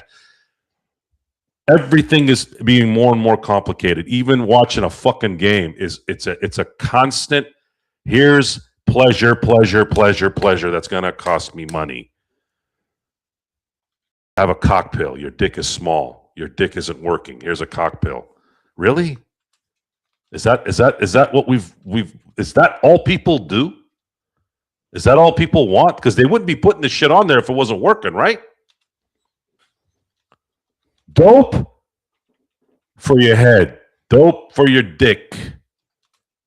All so that you can watch a bunch of fucking jackasses go back and forth, throwing a ball in a hoop, so that when they start playing a little bit, they get ejected for, it was flagrant. He was trying to hurt him. That's what the flagrant 2 is, Gerald, that means he was trying to hurt him. He hurt him so bad that he left no blood, no bruises, and didn't even fall down when he did it. How about that? Yeah. Gran Torino indeed. Drip, I'm not going to be a hypocrite because I know I appreciate Drip you and being in the super chat saying thanks for not pushing gambling websites on us like all the other Laker YouTubers sick of that. Well, 4 years ago, I think right when Joe jumped on, I think I was asked to do it for like 2-3 months. I forget what the name of the website I was promoting back when not everybody was doing it, but I was doing it for a while. I was asked to do it for a while. Didn't pay me a whole lot. So just to be honest with you. And then I will be on Lakers Latest. They just told me I have a meeting with them as far as the Fanark network. Conveniently, as you say that, I'm going to be promoting Kalshi Predictions Future Market on that channel. It's what they tell me to do. It's what I'm going to be doing. So I won't be doing it here because Kalshi's not involved with me here on the Lakers Fast Break, but you'll be hearing me praise Kalshi Prediction Future Markets on Lakers Latest, and I'll leave it at that. So you do what you're told when it's not your channel. That's all I'll say. Hey Gerald, be honest with me. Am I turning into Bret Hart? A little. You're not quite there yet because he has gone beyond bitter. He is. You got to admit, Joe. He has gone beyond. At least I'm not. He's now getting At least into I'm not Hulk checking Hogan. the same subject, though, right? Yeah, but Hulk Hogan, rest in peace, was probably in the professional wrestling business, which of course itself is fake and to an extent, as far as wrestling's predetermined, it is coordinated, things of that nature. People say it's fake. I can't say it's entirely fake, but it's not entirely real either. But Hulk Hogan was probably the biggest fibber or expander of the truth than anybody in his interviews. Just check out his latest documentary. I'll leave it at that. But I will say with Bret Hart, Joe, that yeah, he's just his bitterness has just now expanded. It's now just not he hates this person or he hated this person or it's he hate and he expands on it to the point where it's almost like okay, it's now becoming into a life of its own.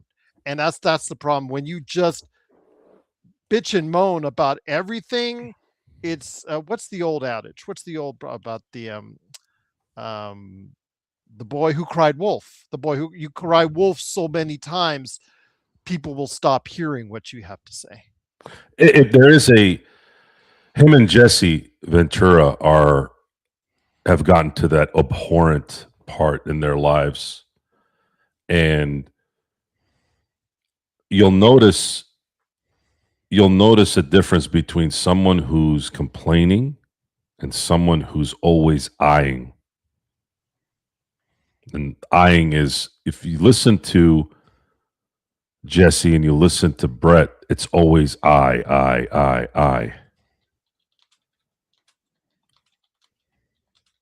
I don't want to ever be the I guy. My complaints, the genesis of my complaints come from an instance, usually an instance in a moment that just happened. It's not I'm sitting there still complaining about Bill Goldberg for 30 years. You know what I mean? So I think there's a difference there, but some won't understand the difference. That's why I kind of asked, because I did. Goldberg's not a whole lot better because he complains about Asuka and he can't even get her name right. Okay? Who's this? Asuka. Asuka, back in female wrestler for WWE in the late 20 teens when she came up in NXT. She had an undefeated streak longer than Bill Goldberg, and he cannot let it go. He has now become the bitter old man because he cannot let it go. The fact that somebody else was programmed for an undefeated streak for a longer period of time than him. Now he has become the bitter old man, and he can't even get her name straight. It's just these just bitter old men. They're just bitter old. Even Kevin Nash has become at times a bitter old man when I listen to him as well. Yeah, and the thing is, that's what always made Scott Hall, and you understand your about yourself a little bit based off of what you like and who you surround yourself with. The more I hear about Scott Hall, the more it makes sense why there was an appeal there with him. You even hear it from Bobby the Brain Heenan. When Bobby the Brain Heenan likes you, there's merit there. Oh, but he was so angry in his interviews before his, he had the surgeries on. Yeah, he was angry because he was not happy with the WCW time.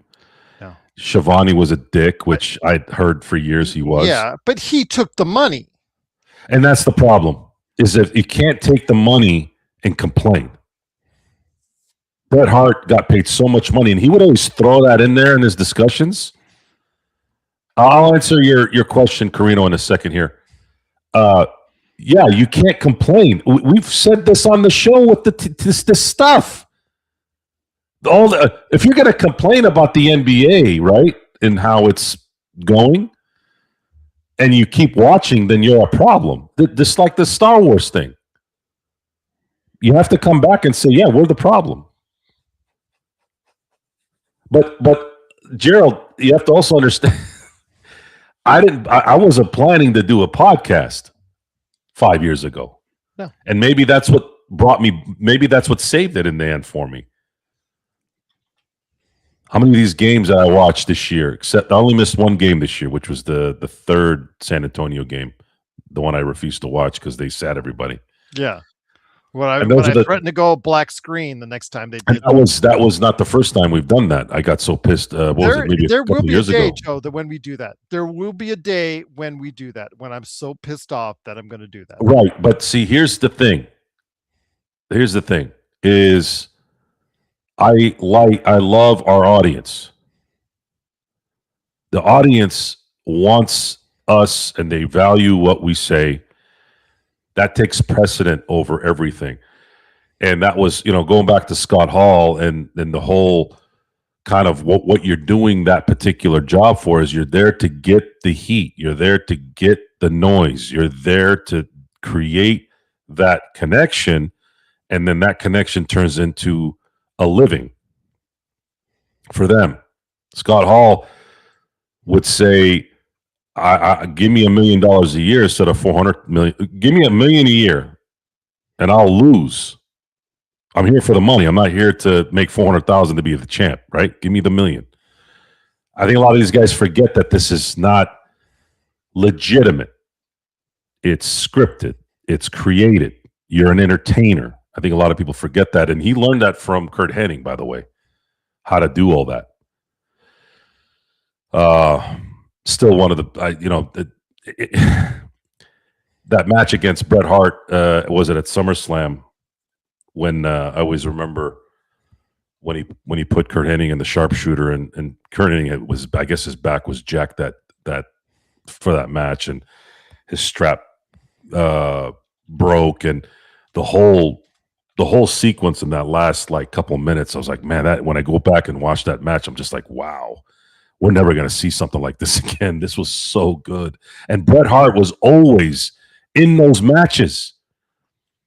The 60-minute matches, the Kurt Hennig, the Davey Boy Smith in the UK. Like, why would this guy be so bitter when we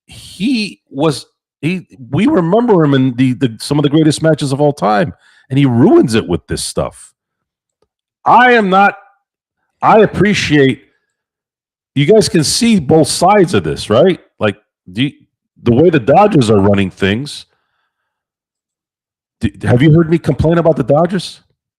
No, I just was telling you earlier. Again, Robleski is just that guy's incredible right now. And even when they were losing this year, even when they lost in Colorado, I wasn't complaining because at some point you have to be in the moment.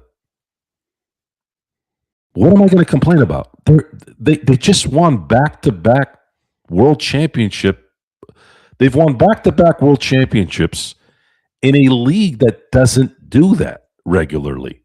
The longest drought in all four of the major sports without a repeat champion happened between 2000 and 2025.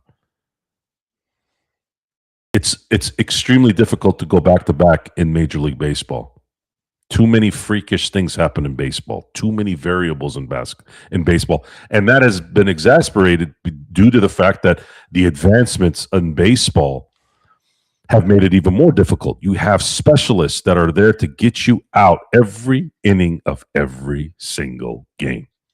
This isn't sending out Steve Carlton for 9 innings or Nolan Ryan or Roger Clemens or Pedro Martinez. None of that stuff anymore. Now it's your ass better get to 6. We might throw in a 7th if your pitch count is low. But more often than not, it's 6. And then you got to have at least 3 other guys that can throw at you. Dodgers have lost 4 games this year when they've done that. Just saying. But with all that, oh, well, Joe, I don't hear you complain about the Dodgers. And then they lose, blah, blah, blah, blah, blah. I'm like, yeah, they lost to Colorado, but it's fucking April. We literally just started the year. Cubs fans were creaming in their pants on Friday. And not only them, but the Padre fans were creaming. I'm like, God, you guys are so pathetic.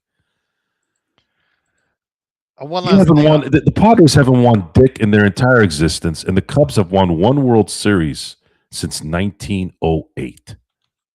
Guys, you have any idea how long that is? They won one World Series, and they barely won that one. They won that World Series with probably the next worst chokers of the last 100 years, the Cleveland Indians. Sorry, the Guardians. Last thing I want to touch on before we have. Oh, go finish up. Yeah, so I'm going to put a button on this again. I don't want if you feel like I really am sounding like Bret Hart and Jesse the Body Ventura, you need to stop me, because I'm not. I am in the moment right now. Tonight ignited a couple things for me. Number one, it's just stupid that because it was a combination of that and the Denver series from yesterday, and it had nothing to do with the Lakers. One slight difference. Jesse the Body has like one thing he'll say in a moment of clarity, and then like 20 other things that are not so clear. Well, I'm going to be going to Baja. Is that Baja thing actually something he's actually said, or is Sasso just say it just because it's? I think cool. Sasso just says it, but yeah. I'm Jesse the Body now. I'm sorry. I'm Jesse the Mind now, not Jesse the Body. Brett is just angry, and I'll just leave it at that. But before we head on out, I did want to mention Danny. Yeah. Not as controlling, Stefan. Yes, I would say if I was gonna be, it's hard to say Scott Hall because Scott Hall obviously had his demons. I don't have any demons. I'd say if I was gonna be a wrestler, it would have been close to being a Macho Man because he was so meticulous with his work. But he was possessive, and I've never been possessive. I don't like that either. But I was gonna do a macho thing right now, but I can't take that chance again. I was fucked up for 3 days. You guys remember that? Everybody thought I was sick. Yes. Danny, Dalton Connect did not sign for $400 million. Get off of Facebook, please. Those posts on random basketball, I get them all the time because I used to send the videos, the post games to every single Lakers Facebook group. I don't do that anymore, but unfortunately the side detraction now is I get all those bogus breaking news falsehoods that you now see all over Facebook. So Dalton Connect did not sign for $400 million, and I'll leave it at that. And to Stefan, yes, where you're going to stay at the Courtyard Marriott in Torrance, you're right near Del Amo Fashion Mall, which they've transformed themselves, and they did this after I left, from an indoor mall to a completely virtually outdoor mall, and it looks really nice now. It's much nicer than it was trying to be this big indoor thing. Watch Jackie Brown. Jackie Brown that's the Del Amo Mall, to give you an idea of what's going on, way it used to be before. But yeah, that Del Amo Mall has a lot of great places to go. And then if you just want to take the missus to the beach, Redondo Beach is like 3 miles away, 4 miles away, really easy to get there. And there's a lot of great places along the Redondo Beach Pier. And then you could just go along the coastline if you want to find other nice dinner spots as well. So yeah, absolutely. Yes, that's where it wasn't his gal. They got busy because it seemed like the thing to do.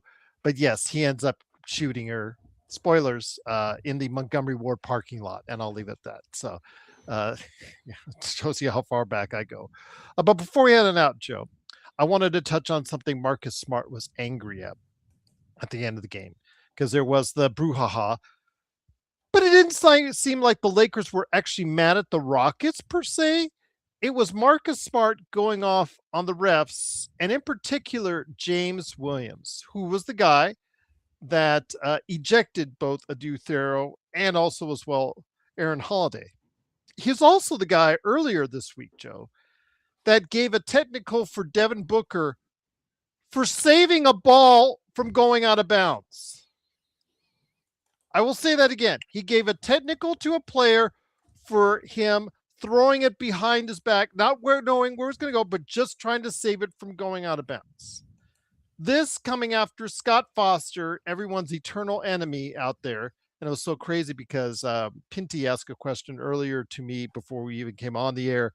And I looked up, I had to research because he was talking about how bad one of the playoff games was shooting. I said, well, the Lakers in game 7, that looked really bad for a while there for the Lakers. And wouldn't you know, Scott Foster was in that game as well. The guy who can't even tell whose shoes is whose shoes, whose yellow shoes is whose when they step on the line and who didn't. If you remember the last game where he completely blew a call because he saw the wrong yellow shoes hit the line. So with that said, Joe, this comes to a point where we always see problems with the referees and what's going on. And whether they're calling too many fouls, like I believe they did today, where they're giving like guys like SGA too many shots at the free throw line. I just want them to play. Let them play, and things often quite work out for themselves. Yes, there's a point where you got to go ahead and step in as a referee, but this seems like often now these days in these playoffs, from what I've been observing, not just the Lakers, but in other playoff games where the refs are trying to interject and impose their will on the game. And I think that's a detriment to what we're seeing. Okay, so I got to sound like Bret Hart. One last time, Brett. One last time. I got to be Bret Hart talking about Bischoff again. That's the equivalent at this point. But I don't know if Bret Hart has ever. I don't know. Did he ever like Bischoff?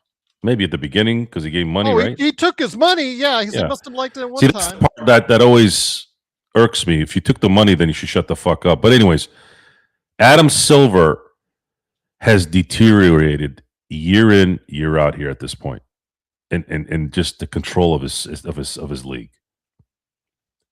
What was that monstrosity of an ad on the court? By the way, they were promoting that kids movie, and it was bright Minions? green.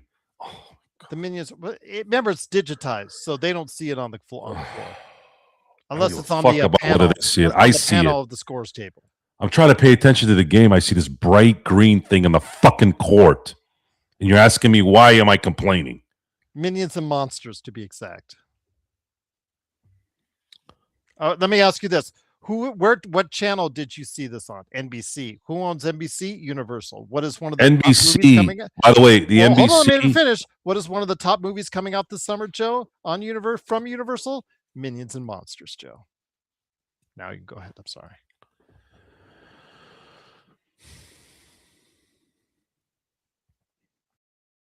I'm just letting you know.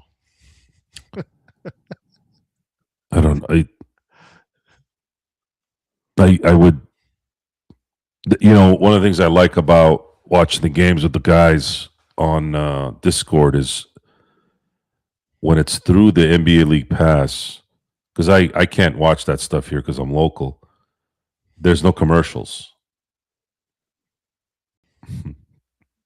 That's always fun. I would gladly pay $200 a month instead of the $100 and change that I pay for DirecTV if I could just eliminate ads. And there was a moment there where there was some things happening with that. Remember, Sirius Radio was no commercials, and then they'd have a little bit of commercials on the sports shows, right?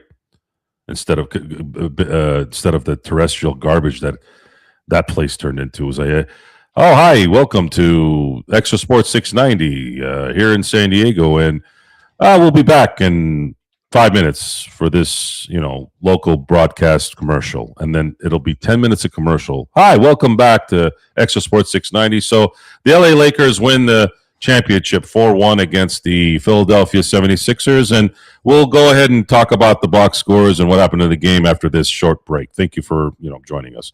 I'm like, before you could even get into anything, it was I'm done with this. I'm not listening to this garbage. So I go on, do Sirius XM Radio, no commercials on music, cool.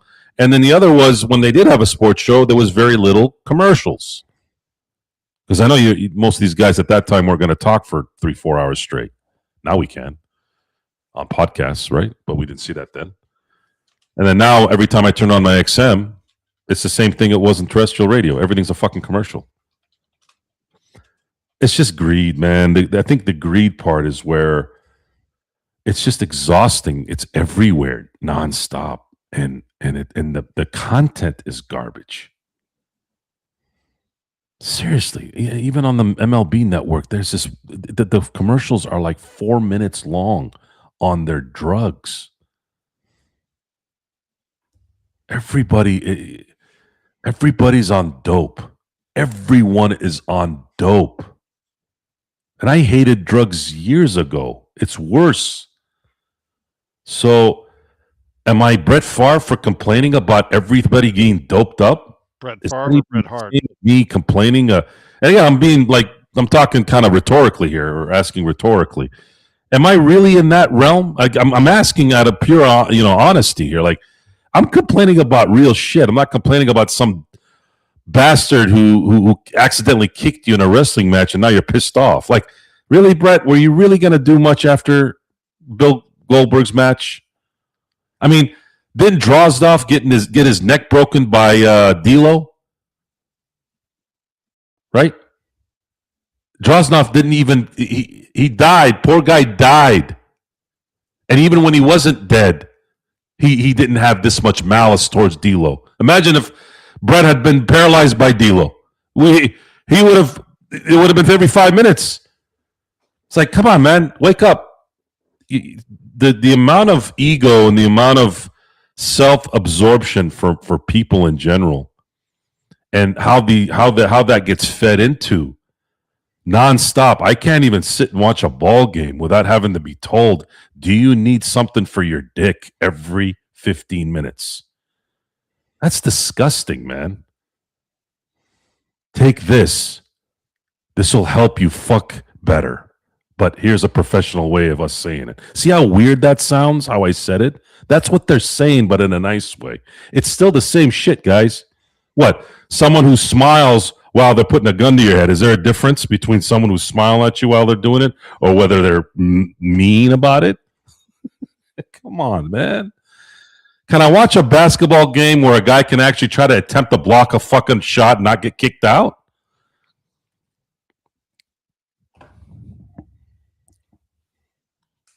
They had very little shot. You gave them zero shot at that point in a playoff game. And yet you're not going to suspend guys that left the bench, but you suspended Brian Shaw for itching his ass and putting his toe on the line. You kicked out. Who did they kick out in that Phoenix Spurs game? It cost. I keep saying Arizona. It kept Phoenix from winning in 2007, wasn't it? Was it 2007 or 2005? Or one of the Nash years. Right? Yeah. I think it was. I think Ori hit Nash. Was it Stoudemire? I think it was Stoudemire. Yeah. The recent Hall of Famer. Yeah. That one still perplexes me. Well, the nice Naismith, guy. I've met him, but the Naismith Hall of Fame will let anybody in at this point. Couldn't get you look at the emblem. The amount of the people that they allow in there is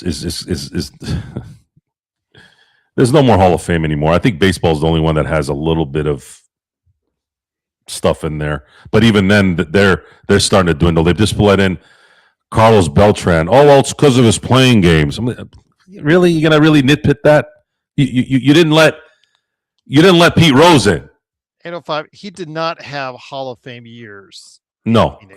I'm sorry. Tracy McGrady's not a Hall of Famer. I don't care how good he was for about 5 years. Grant Hill is not a Hall of Famer. Amari Stoudemire. Hall of Fame. No, 85. Hall of Fame needs to be like this. You can't be thinking about it. No, you can't. Okay? You can't get me on that one. You're gonna put Tracy McGrady in the Hall of Fame. The guy couldn't even get out of the fucking first round. I'm sorry. He got out of the first round sitting the bench in 2013 for the Spurs. That's when he got out of the first round. Sitting the bench.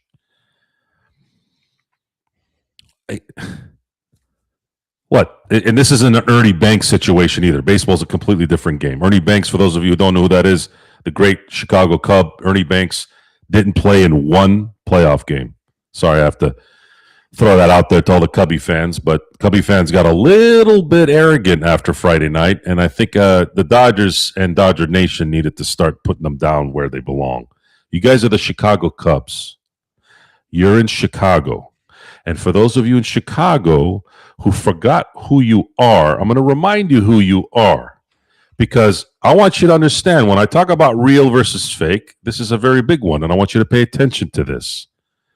You're going to have one of the most storied sports franchises on the planet, a team that's been around since 1921, the Chicago Bears, and you're going to watch them play in Indiana if you don't get your shit together.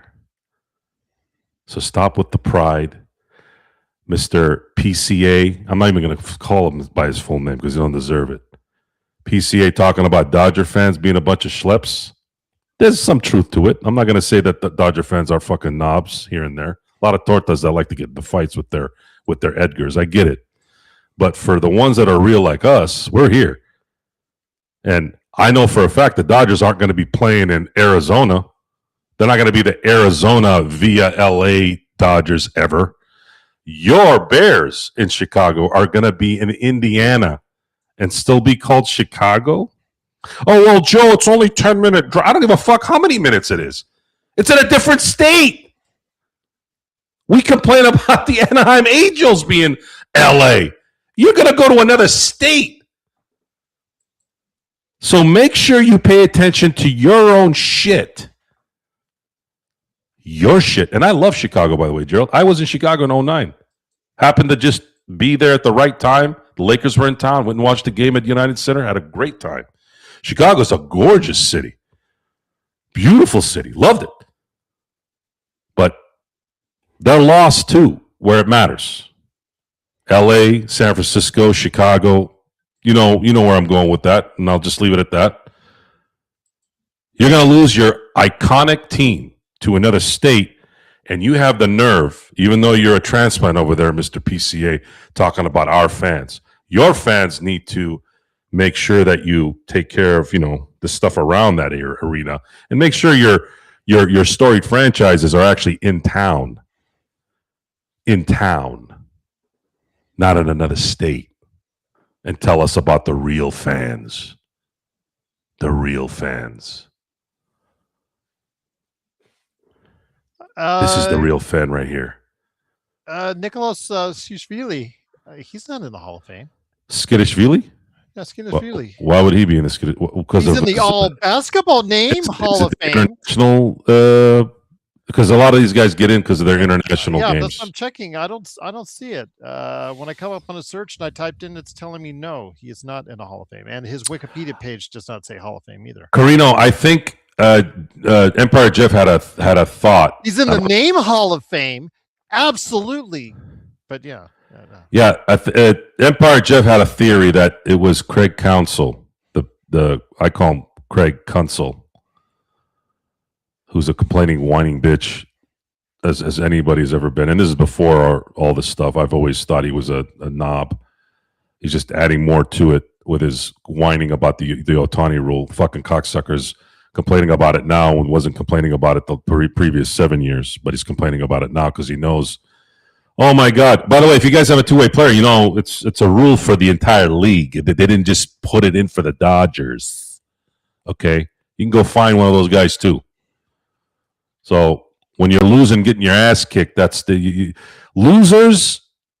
Always, and this is why it's important. Even if you're right,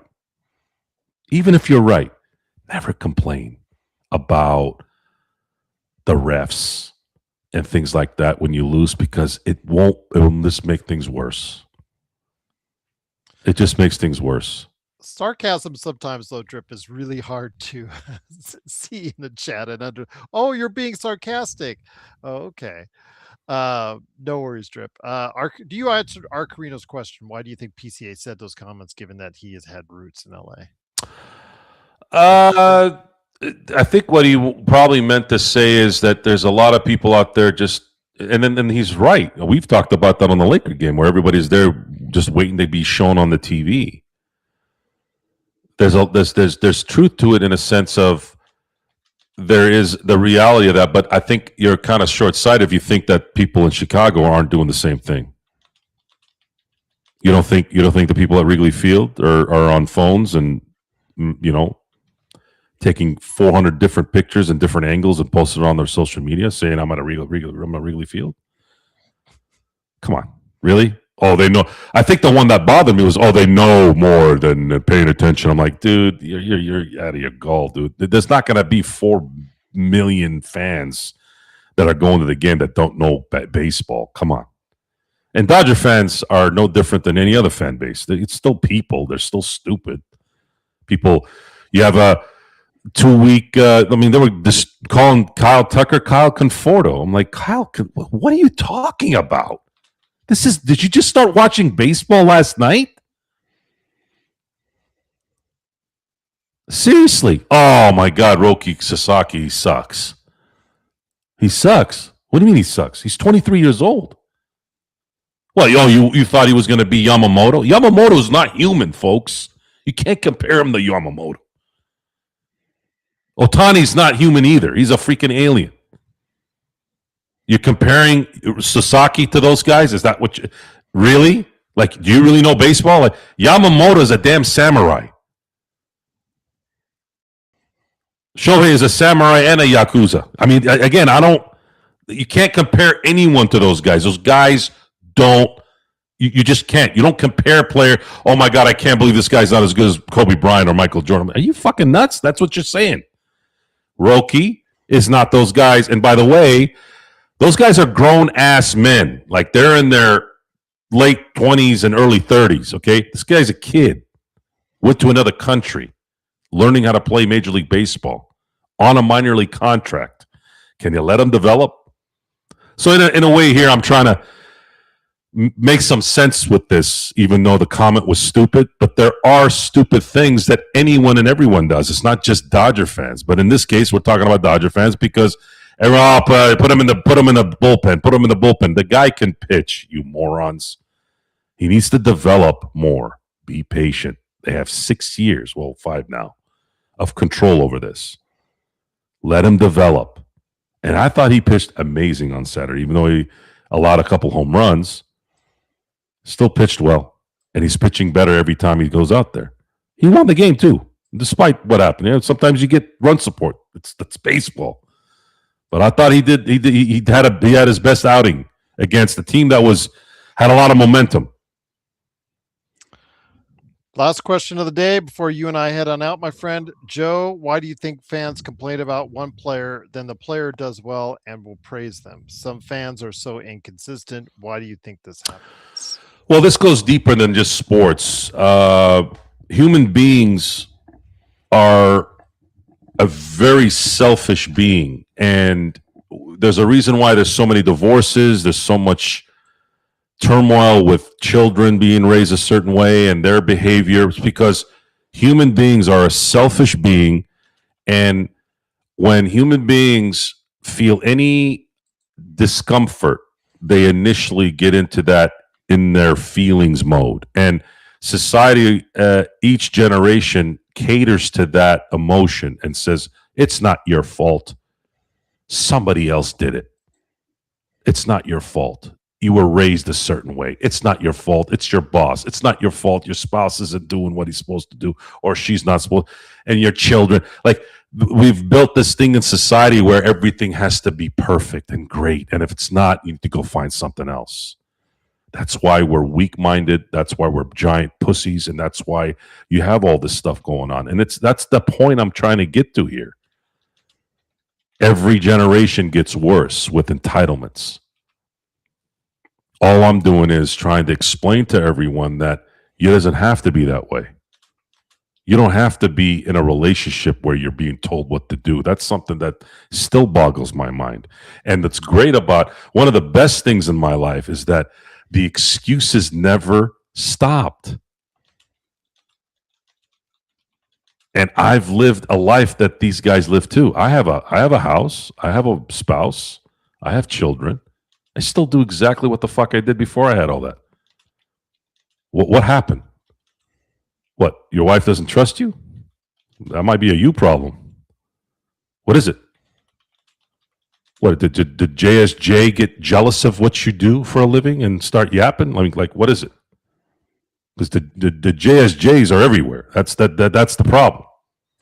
They start commenting, they start getting into their feelings, and then they start calling people out. Because what happens is you hit a nerve, you hit a target. And it's very easy to hit the JSJ target. Very easy. All you got to say is a couple words. Remember the days. Remember the days, JSJ, when you were just a part of the chat and you weren't the ire of Joe Soro? Validation of other people should come from your spouse, your children, and your close friends, and your family members, obviously, your family around you. I care deeply what my family and my friends think. Deeply. Where people make the mistake is wanting validation from others.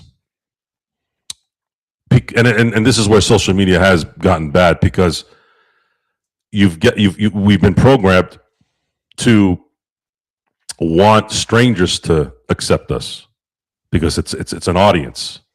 The people at home aren't really an audience; they're just there. And it should be the other way around. Human beings are like that. They always want the opposite. And then when they get too famous, then they get bitch and whine about being too famous. Oh, I can't go to a restaurant and I can't eat comfortably because everybody's asking for an honor. Well, motherfucker, you should have been an actor then. Well, I just want to act. Well, then go on Broadway. Yeah, but I can't make money in the Broadway. Yeah, well, that's part of the gig. Who the fuck you think pays for that stuff? What, Tom Cruise can't go out, right? Now, I'm not saying Tom Cruise complains about this. It is what it is. But Tom Cruise exists because people are paying to go watch him. And when they see him out in public, they feel entitled to come say hello and can I have your autograph? That's part of the game. That's part of the system and how that works. If they didn't give a fuck about Tom Cruise, he wouldn't be a millionaire. He wouldn't have box office smash hits. You see where I'm going with this, JSJ? When you talk about somebody else talking out of pocket, I'm not talking out of pocket. I'm picking your pocket without you knowing. You got to come with something legit. I'm not talking for me at this point. I'm talking about what's going on. I'm just a messenger. This whole thing started from a sports incident today and yesterday. And it actually also factored into something that I think is pretty important on what happened for the third time. The third time. How many times has that happened? 3 times? When is this going to stop? Seriously, folks, when is this going to stop?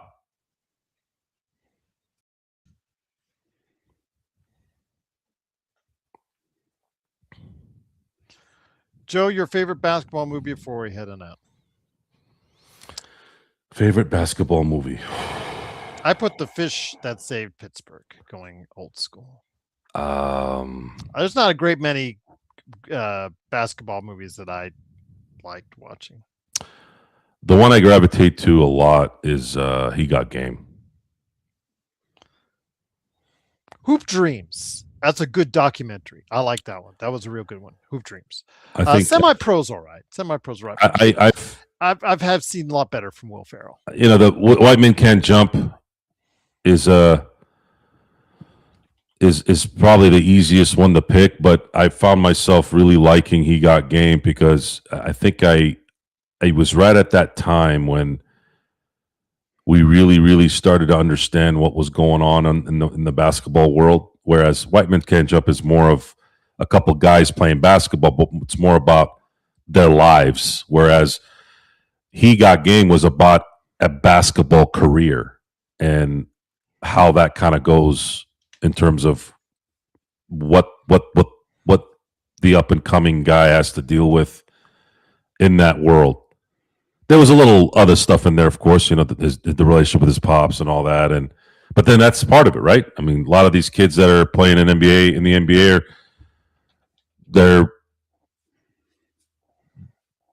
they have family problems. So with that, it is, of course, the Lakers. Unfortunately, Space Jam. No, sorry, I can't. It's okay. Oh no! JSJ, did you really want to piss us off? A new legacy. He's talking about the new. I know what JSJ is doing. Yeah, I'm not stupid. That's okay, JSJ has been trolling for the last 6 months. Jay, you're not back to doing 5,000 more per push-ups. Didn't I ask you already? Do you think we're stupid, or was it? Well, it might have been somebody else. Maybe it was JSJ. You think we're stupid? Seriously? And by the way, yeah, you're right, Stefan. Kobe turned down that role. Thank God he did, because I thought Ray Allen was better for that role. I wouldn't have liked to have seen Kobe in that role. The refs are on high alert, according to JY. The rest of the playoffs, are we supposed to expect unexplainable? Yes, JY. Refs are interjecting themselves already in the playoffs, and I don't expect that to change. I don't. I honestly don't. I wish they would just let them play. Nobody gets more than 8 or 9 free throws in a game, and there you go. But obviously, that's not the case. So. It is, of course, the Lakers fast break. No, Yes. JSJ would never be a moderator. I'd quit the show. Is. I'd quit the show if he was. He is. Okay, then I guess I'm quitting the show. Mark had said ask for that, and I think a long time ago. So, yeah, unfortunately, that makes a lot of sense. It is, of course, the yes, I know you're just kidding, JSJ. That's okay. You've been a loyal viewer of the Lakers fast break for years, and I'm indebted to you for doing so. He's indebted to you, not me. Yes. Me, Joe is not quitting. I don't like anything that I don't like. Joe's not quitting over JSJ. Don't worry. It's going to take a lot more than JSJ to get this guy to quit. I'll never get over it. Yes. Hell already. It is, of course, the Lakers fast break. It is Joe Soro from the Joe Soro Experiment, along with me, Gerald Glassford. Thanks again for watching, listening. I'll be back with some NBA observations, hopefully Monday and Tuesday, if all works out well. Scheduling wise, it's going to be tight, but I'm going to try and see if I can record both of them. But yes, Joe. The thing is, the quitting part is never going to happen because Gerald's in charge of this. So I consider Gerald a very good friend. So that's never going to happen. And I don't see Gerald turn into a fucking douchebag like that. So this is never going to happen. But what I do want to explain here is another big important part of anything in life is if you start having nonsense that's festering, you got to get rid of it. I don't know where this you have to deal with shit started. This is America. You have a choice of cutting things off. Yeah, that I couldn't control, JSJ, and it was actually Mark that brought him back when that happened. So. The irony in there, right? Very much. Well, it was the Australian crew. I think it was Mark and it was Vari, and yeah, there's value there. And the reason why I wanted to get off the show was I had to at some point back up my problem with what was going on, and I didn't want to leave the show, but there would be no value in being on the show if I wasn't watching the games. That was the problem at that moment, and it's still there. It still pisses me off that they couldn't just focus on winning and still get the same scenario. That's what never made sense to me. But the show has kept me watching the NBA. If it wasn't for the Lakers fast break, I might have stopped watching Laker basketball, actually. I know with Luka coming in, that obviously would have changed a little bit more, but it's what saved the Laker viewing for me is the show. And yeah, the Make-A-Wish stuff, and of course he makes a couple baskets now, and now we're supposed to think that he's still legit, guys. I don't want to insult the kid because again I've been very happy with LeBron James. It's his son. That's probably the only part I don't like about not being happy about that is I don't want to. It's his son, it's his son. You gotta. I'm a family man. I get it, but it's not. The Lakers. The Lakers should have a better setup. That's where that comes from. Once again, the Lakers have to now head back to LA. Still up 3-1, but hopefully we can get it done for Game 5 because then it's back to a one-day rest period because it'll be Wednesday, Friday, Sunday. So we don't want to get to that point. So I'd love to see it finished off in a gentleman's sweep indeed. But we'll be back again this week with some more NBA observations and, of course, Wednesday night for the post game. John Costa aka Mr. Lakers Corner, says he'll try to be back on Wednesday. He keeps telling me I'm going to be here for game whatever, and then something always comes up. So hopefully he'll be back then. Hopefully the legend has a good week. I know he's still healing. He's had some health issues as of late. So anytime we get him on the air, it is greatly appreciated because I know he's going through a little bit of a difficult time with some health issues. So I'm hoping he will feel better soon as well. But Joe, any last thoughts before we head on out? Lakers in 5. Yes, to quote one of the channels that we get compared to often, Lakers. Really? We compared to Lakers in 5? Yes, we have in the past. Yeah. I don't think we're anywhere close to what was it. The DJ that does the show. I think so. I don't know. Just people just go on there with an icon and they try. They do their stuff. Credit to them. They've done more views than we have, but they're on for like sometimes 9 hours. So if you really want to see an icon while I'm going, other places all around and whatnot, talking sometimes about the Lakers. Yeah, there you go. But again, well, he's got 13,000. They're doing more than I. He's got 13. Well, he's got the what I call the hot point wallpaper type stuff, like most of these shows. Yeah, I don't do that. I don't like that. Yeah,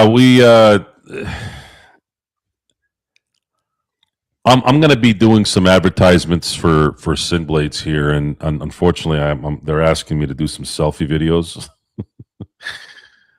I'm going to give it a shot. I'm going to see if I can record these things and make it valuable in how I want this to look. I see so many of these things, and the guys all sound the same to me.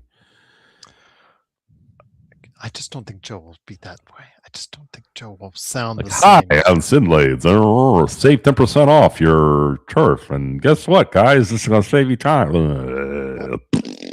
I'm the hitman, Joe Soro. Let me tell you about lawn care and be bitter about it. I think the likelihood is going to be an educational video of me telling everyone what you want from this product is you want it to look as real and want it to function as real as possible. Yeah. Again, Lakers in 5, they do more views than I do, so I cannot complain. They must be doing something better than we are, so I'll leave it at that. But again, different crowd. But then again, Trevor Lane does more than we do. So yeah. It's just human card. Put resources into this, man, and yeah, you got to put resources into it, and you can. I don't know. Just people got to know you're here. Well, when they do, if we don't scare them away, we get them on board. So it's maybe that's what it is. We scare a lot of people away. I'll just say that. Yeah, but we don't have a lot of bullshit either. Is that maybe that's part of the problem? That's what they're looking for. So they want bullshit. Yes. And we're bullshit destroyers. Oh, the irony. The irony in that, isn't it? Yep. So we got to put up with bullshit for us to be accepted by the bullshitters. Yep. And you've got to have those same JPEG wallpapers where everybody's like thumbnails. Yeah, absolutely. Yep. Is DeAndre Ayton an alien? Right? With some kind of action shot. Sometimes the way he catches balls. Maybe if you put this action shot on there, maybe that'll bring some of an audience. No, because I've noticed when we attack somebody, they don't show back. They don't come back. No. I don't think they get attacked on the other shows, do they? I don't know. I don't follow their leads, but I know that this has a higher ratio of people complaining about something we've done. Quite a bit. A little complaining. Oh, well, so they're going to complain anyways. It's just funny that they're complaining about something like that where we call them out on their bullshit and they can't retort in any other way other than their trollish ways. Yes. When you're a winner, the losers always try to find those winners to take them down to their level. And you all seeing this with the Dodgers. Oh, they're chokers. Remember when the Dodgers were chokers? They were spending the same amount of money they were 5 years ago, but they were chokers. Now that they're winning, they're only buying all the championships. You see the hypocrisy, Gerald? You see the hypocrisy, guys? I'm attacking hypocrisy. I'm not attacking your way of doing things. I don't give a shit what you do. But if you're going to come here and you're going to give every excuse according to the situation, now you're a loser. And I'm going to call you a loser. And I do it to your face, looking straight into your eyes, if I could. Don't say chokers and then, oh, you're only winning because you're paying money. Motherfuckers were spending the same amount of money 5 years ago, and you were calling them chokers. Why now did you change the story? Why did you change the goalpost now? Who's right here? I know I'm right on this one because it makes sense, doesn't it? Doesn't that make sense? You're not just saying that to make me feel good either. I don't need to feel good. I already feel good. I don't need somebody else to make me feel good. I feel good already. I feel great, actually. So keep that in mind. Keep that in mind. And it's not just the Dodgers. See, I got facts outside my world too. Because they're doing it already to Oklahoma City. They've been doing it to Kansas City in terms of the Chiefs. Patrick Mahomes, he's only winning because he's being protected. Before it was Patrick Mahomes, oh, they're protecting Tom Brady. Oklahoma City, oh, they're getting all the foul calls. You notice the difference? Mm-hmm. You see? Oh, no, you don't notice it. It's the same fucking thing. Anytime a team starts to win too much, right away, the fucking excuse birds come out. Oh, that's the only reason why they're doing this. Oh, that's why that's happening. Oh, the refs. Right, refs. Complaining about the refs kicking people out for playing basketball is one thing. Complaining about the refs giving preferential treatment to every team that's winning in that time, you start to smell the bullshit at that point. Even if you were right, it's still bullshit because most of it is bullshit. Joe Soro, he's been on other channels, Lakers channels, talking to Lakers. I've been on quite a few channels. If Trevor Lane, as much as I call him the human cardboard, if he asked me tomorrow to hop on his channel, as long as I get to say Lakers fast break more than once, I'm going to be game. The thing is with me is the reason why I can never be a part of a corporate setup unless it's mine. So Locked On Lakers, if they called knocking for us, you wouldn't accept it? Well, it won't last. Most companies, most corporate companies, most professional companies want to control the talent. Because I tried to reach out to Locked On Lakers the last time before the Kamenetskis got in. I just don't think I can. I'm not a control type of guy. And again, there's a history of corporate environments that just has never worked. I work better as a mercenary. I work better as a merc. You need something done, I'll do it. That's just kind of how things have worked. And again, if I was a piece of shit, I don't think I'd have 5 stars in every review, would I, Gerald? I mean, that's just saying. It's out there. You can look at it yourself. Go online. In a corporate setting, the reason why I've failed in that arena is because I'm there to do a job, and I have a certain way of executing the job, and that is straight ahead. I don't have problems at home. I don't have any emotional issues with things. I don't have feelings. I'm there to get the job done. Problem is, in a setting of pussies all around you, they'll interpret things a certain way and they'll fuck it up. Either they'll fuck up the job or they'll fuck up the environment with their feelings. That's where I don't have any patience. I'll hop on other Lakers shows. Absolutely. I mean, I hop on Stefan Piscano's podcast and, please give him a like and subscribe. And I tell everybody there how bad Rob Flint is as a GM. People do like the truth, but not as many as you think. Truth is the truth is a heavy burden to deal with all the time. It's too negative for a lot of people. They want to fantasize about, oh, I think he likes me. I think he likes me. I think he's going to be great. You think he's going to be great or he's going to be great? People make that mistake. That's not the world I live in. I can snuff out a scumbag in 5 seconds. If it's a really good one, sometimes 15 seconds. If it's a elite one, maybe a day. But yes, I don't mind shamelessly promoting the Lakers fast break. That tends to it's a burden. That's why sometimes I don't go certain places with even my own family, because they know, oh man, if he ends up over there, he's gonna fucking something's gonna happen. You know, not me like making a scene. It's just they can feel that, because I have had a habit of fucking up a room without even saying a word, just walking into it. It's sad. It's not a good thing that happens. I hate that. I don't want it to be that. What I mean by that is I have a lot of friends who are with people who are suspicious, jealous, for no reason. You're just in a conversation and they get weirded out, and that tends to light a fire off. Like, I'll give you an example. I went to a Steeler game in Oakland. This was years ago. I was invited by one of my childhood friends. She's like my cousin, and she had a friend whom I had never met, who had married one of my dad's friends from back in the old country. He had kids, and I knew his family, and I found out that this lady was married to one of those guys that I grew up with. He's like my cousin, and her name was Donna, and I ended up, oh, you're Donna. Oh, you were married to so and so. Oh my God, so da-da-da. And it went into a complete memory talk, like, oh yeah, he this that.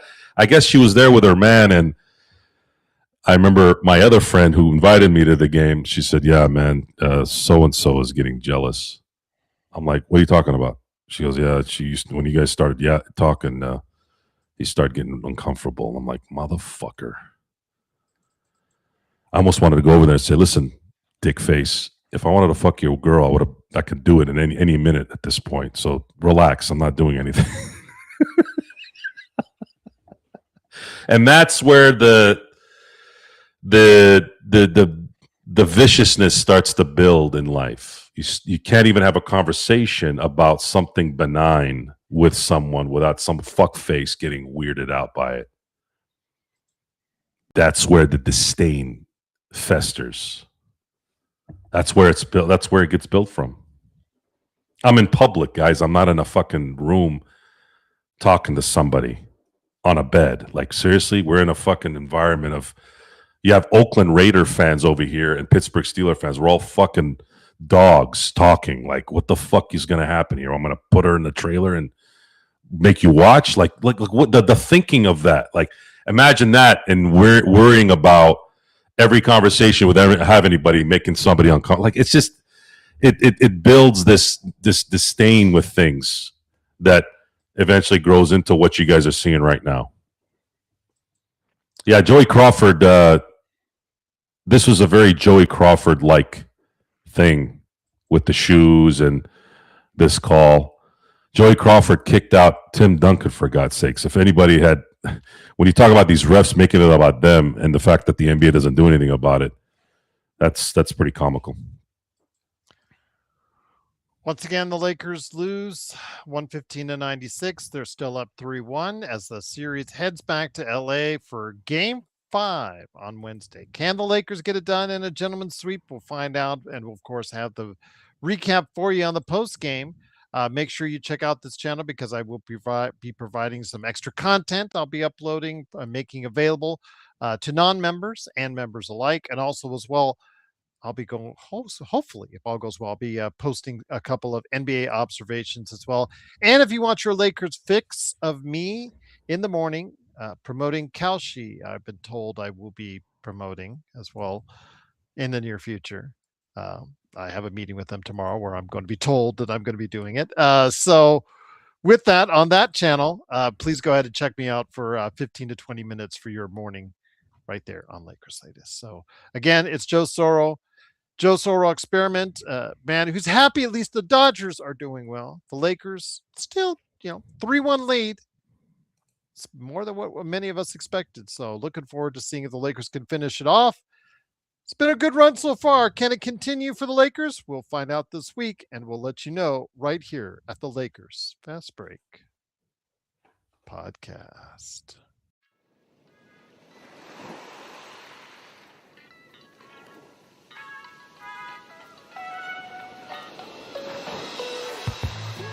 Dun, dun, dun, dun.